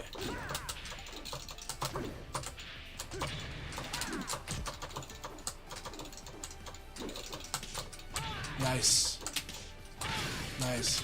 And Kira is so scary when there's a wall involved, right? Can you do it? Time's up. Nope. Okay. So. But you want to be kind of careful, but there are ways to bait some stuff out there. A move that I think is awesome for getting out of, for like when you're faced with that pressure, is it like Brad having 2P plus K? Such a scary move. Like, I see that as a move you can stick out there, and if they happen to crouch into it, then he can combo, boom, knock him down, combo, get them out, get out of the corner. Ready, go! Sarah is similar. Sarah can stick out. 2P plus K is a little risky, but there are places where it's good to get using that. But of course, her elbow is really the one. Like, the fact is, Sarah's elbow is kind of like, but it's not just using the elbow, it's the ecosystem of the elbow.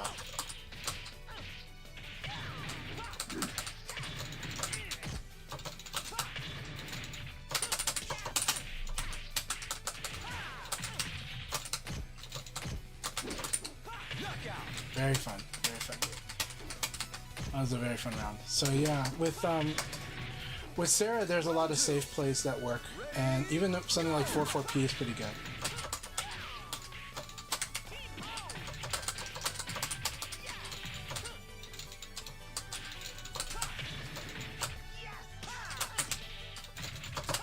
Excellent.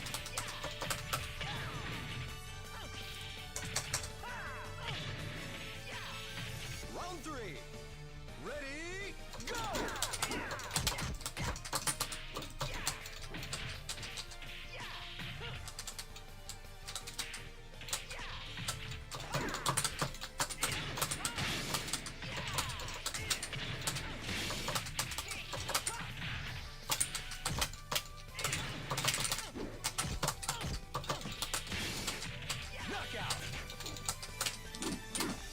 I'm not watching Leon's feet, so I need to do it, but at the same time, not to over rely on the two. Ready, go!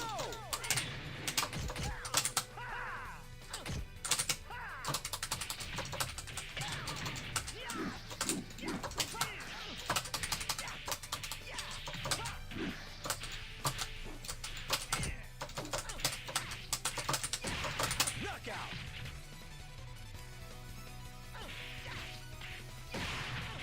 So it's about how you use guard. So being good at active guard is really good. So by active guard, I mean like not just holding it, but just knowing when to tap it.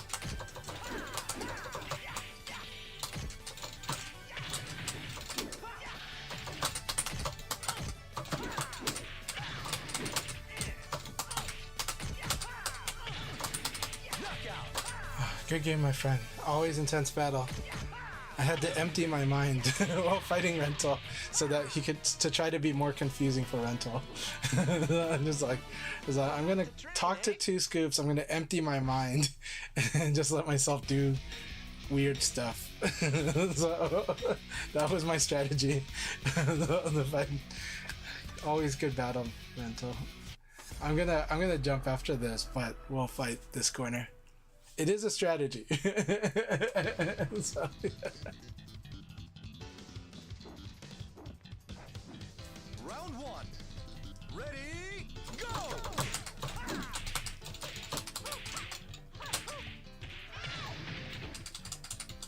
It's like Yoda going like, think not, you will. Read not, they won't.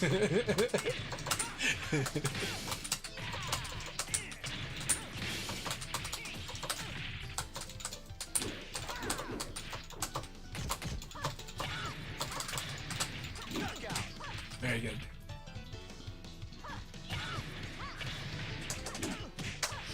If the better your close quarter combat skills are, the defense as well as the offense, the better it is you'll handle these situations at the wall too.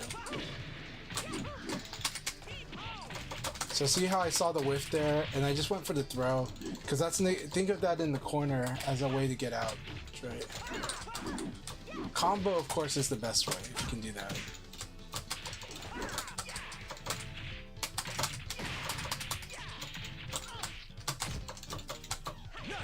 Very good. Alright, here we go. This might be my last game. Actually, this is my last game, but See, Scoops, see if you can take it from me. Ready, go!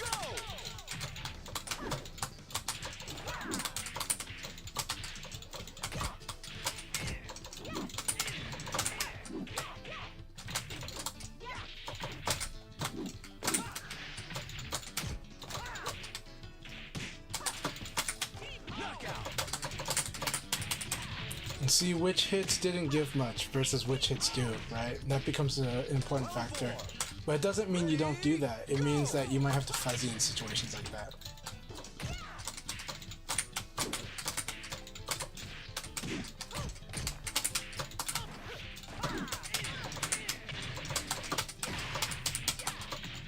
Knockout!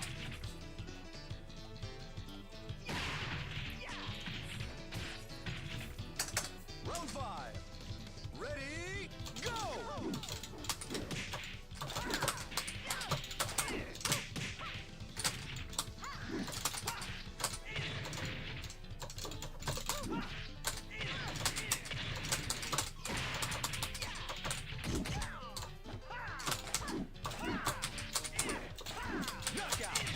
It's a good fight though. Good fight.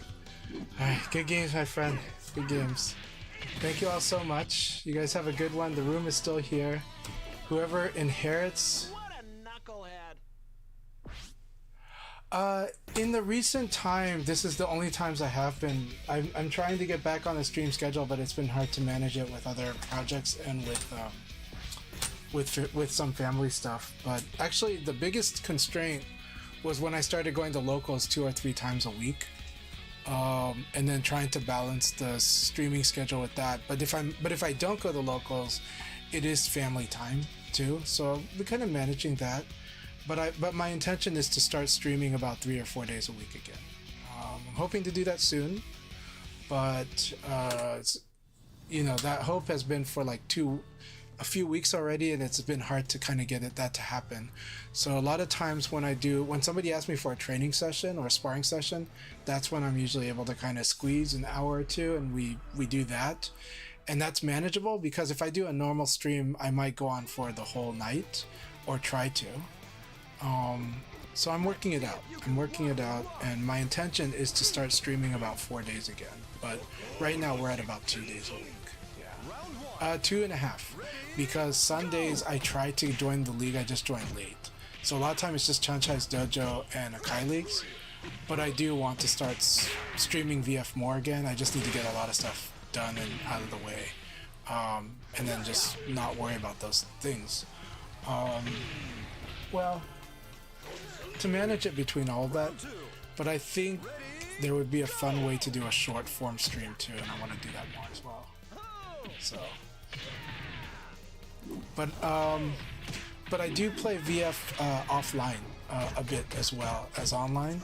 But online is the main way I play, but I do play at locals sometimes Monday, Thursdays, and Fridays.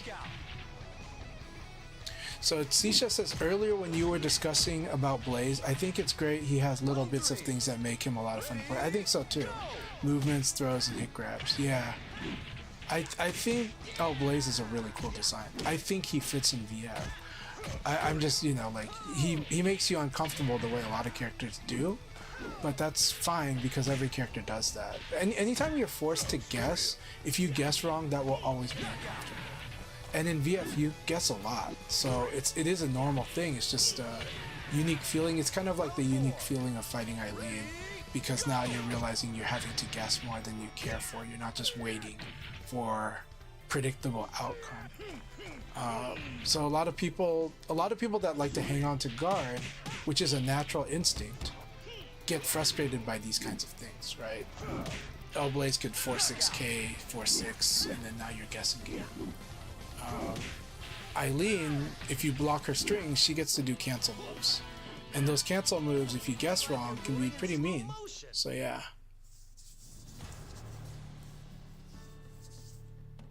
Sisha, your decision making on offense and defense has been improving a lot though. Like the way that you play these days is nothing like the way you played in the past. It incorporates some of the same stuff that was good already, but you've improved so much.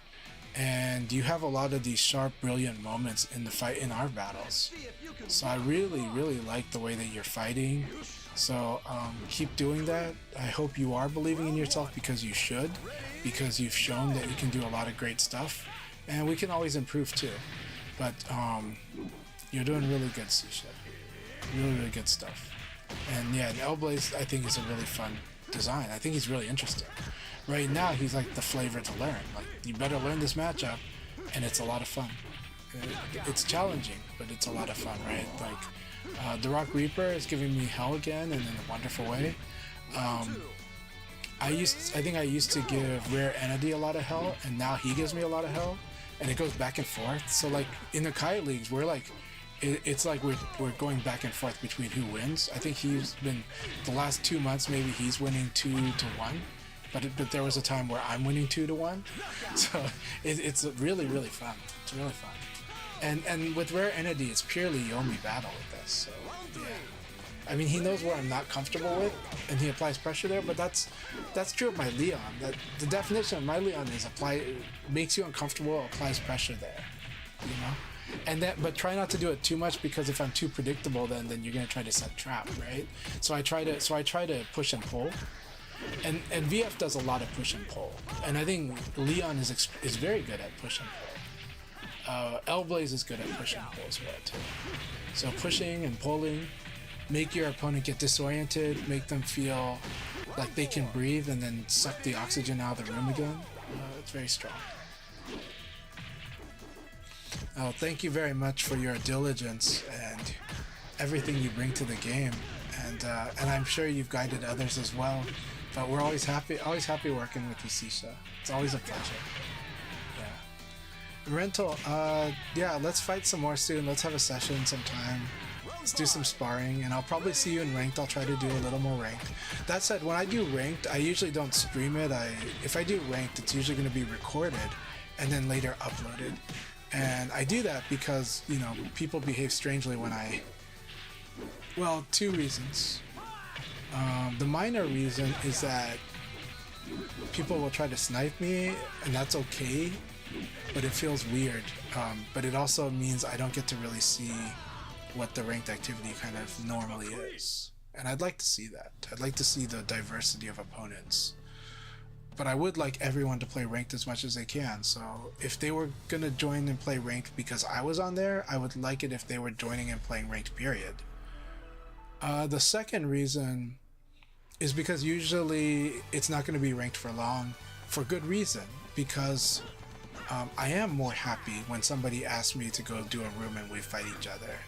And so most of the times I'll play ranked, somebody will ask for a room and we fight each other. Hasn't happened as much in the recent times, because I'm mostly just doing Franchise Dojo and AKAI leagues. But in the past, this was always the pattern. But I think I do need to start doing monster room sessions, where I might make that a Thursday night thing, where on Thursday nights I might start doing, like, after the tournaments are over, maybe start doing like the late night battles where it's us players like you and me beating each other up, and people can watch that and enjoy that type of content, because we don't have as much of those, you know. With Numbers has been so busy with work, and I've been busy with my thing, so I think it would be good to start having that in the rotation again. And I think there are some players that people don't get to see or fight enough that they'd like to watch their matches, and I think I can bring some of those players back into playing on something like a Thursday night.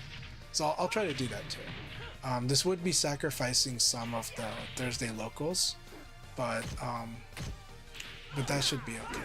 So, all right, everyone, thank you so much. Thanks for all your support. This is the end of summertime, so right now in this middle of August is usually a slow time for everything, whether you do restaurants or whether you do all kinds of things, because a lot of people are getting in their last vacations, their last stuff.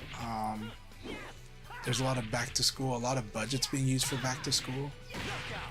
So it's an interesting time. So this is the time where a lot of people are going to get their rest and relaxation, and then things will get super active as we hit into September again. But I do want to do more VF content. I do want to support the game better than I have been able to recently. And so, you know, in my heart, I have to keep asking myself, how do I want to do this? So I'll try to do it better. I'll try to do what I can. So thank you all so much. You guys have a good one, and we'll see you all soon. We're going to try to raid someone, probably Soil Kai, but let's see who is streaming now. Usually Soil Kai is a reliable person to raid to at this time. LD Wells is covering a lot of stuff as well. Haya is definitely the person I should be. Actually, let's do Haya. You know, Haya has been busy recently, but he has been active supporting in the chats and stuff. Let's raid Haya today. Also, it's a good mix. You have Chancha and you have Haya, right? I give you more of a calm energy, but Haya gives you a very hyperactive, active energy, and that is wonderful. Also good to support, actually, okay, we're going to support Jamie Lee Curtis. Jamie Lee Curtis has rated us quite a bit. They just started the stream, 45 minutes, so Farmer Jamie's growing more, so let's help them grow. Please support Jamie. They've supported me a lot, so let's do this.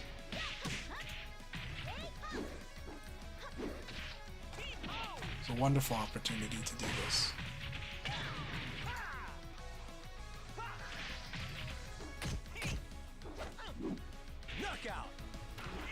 Alright, we're going to stream now in 3, 2, 1. Say hello to Jamie Lee Curtis for me.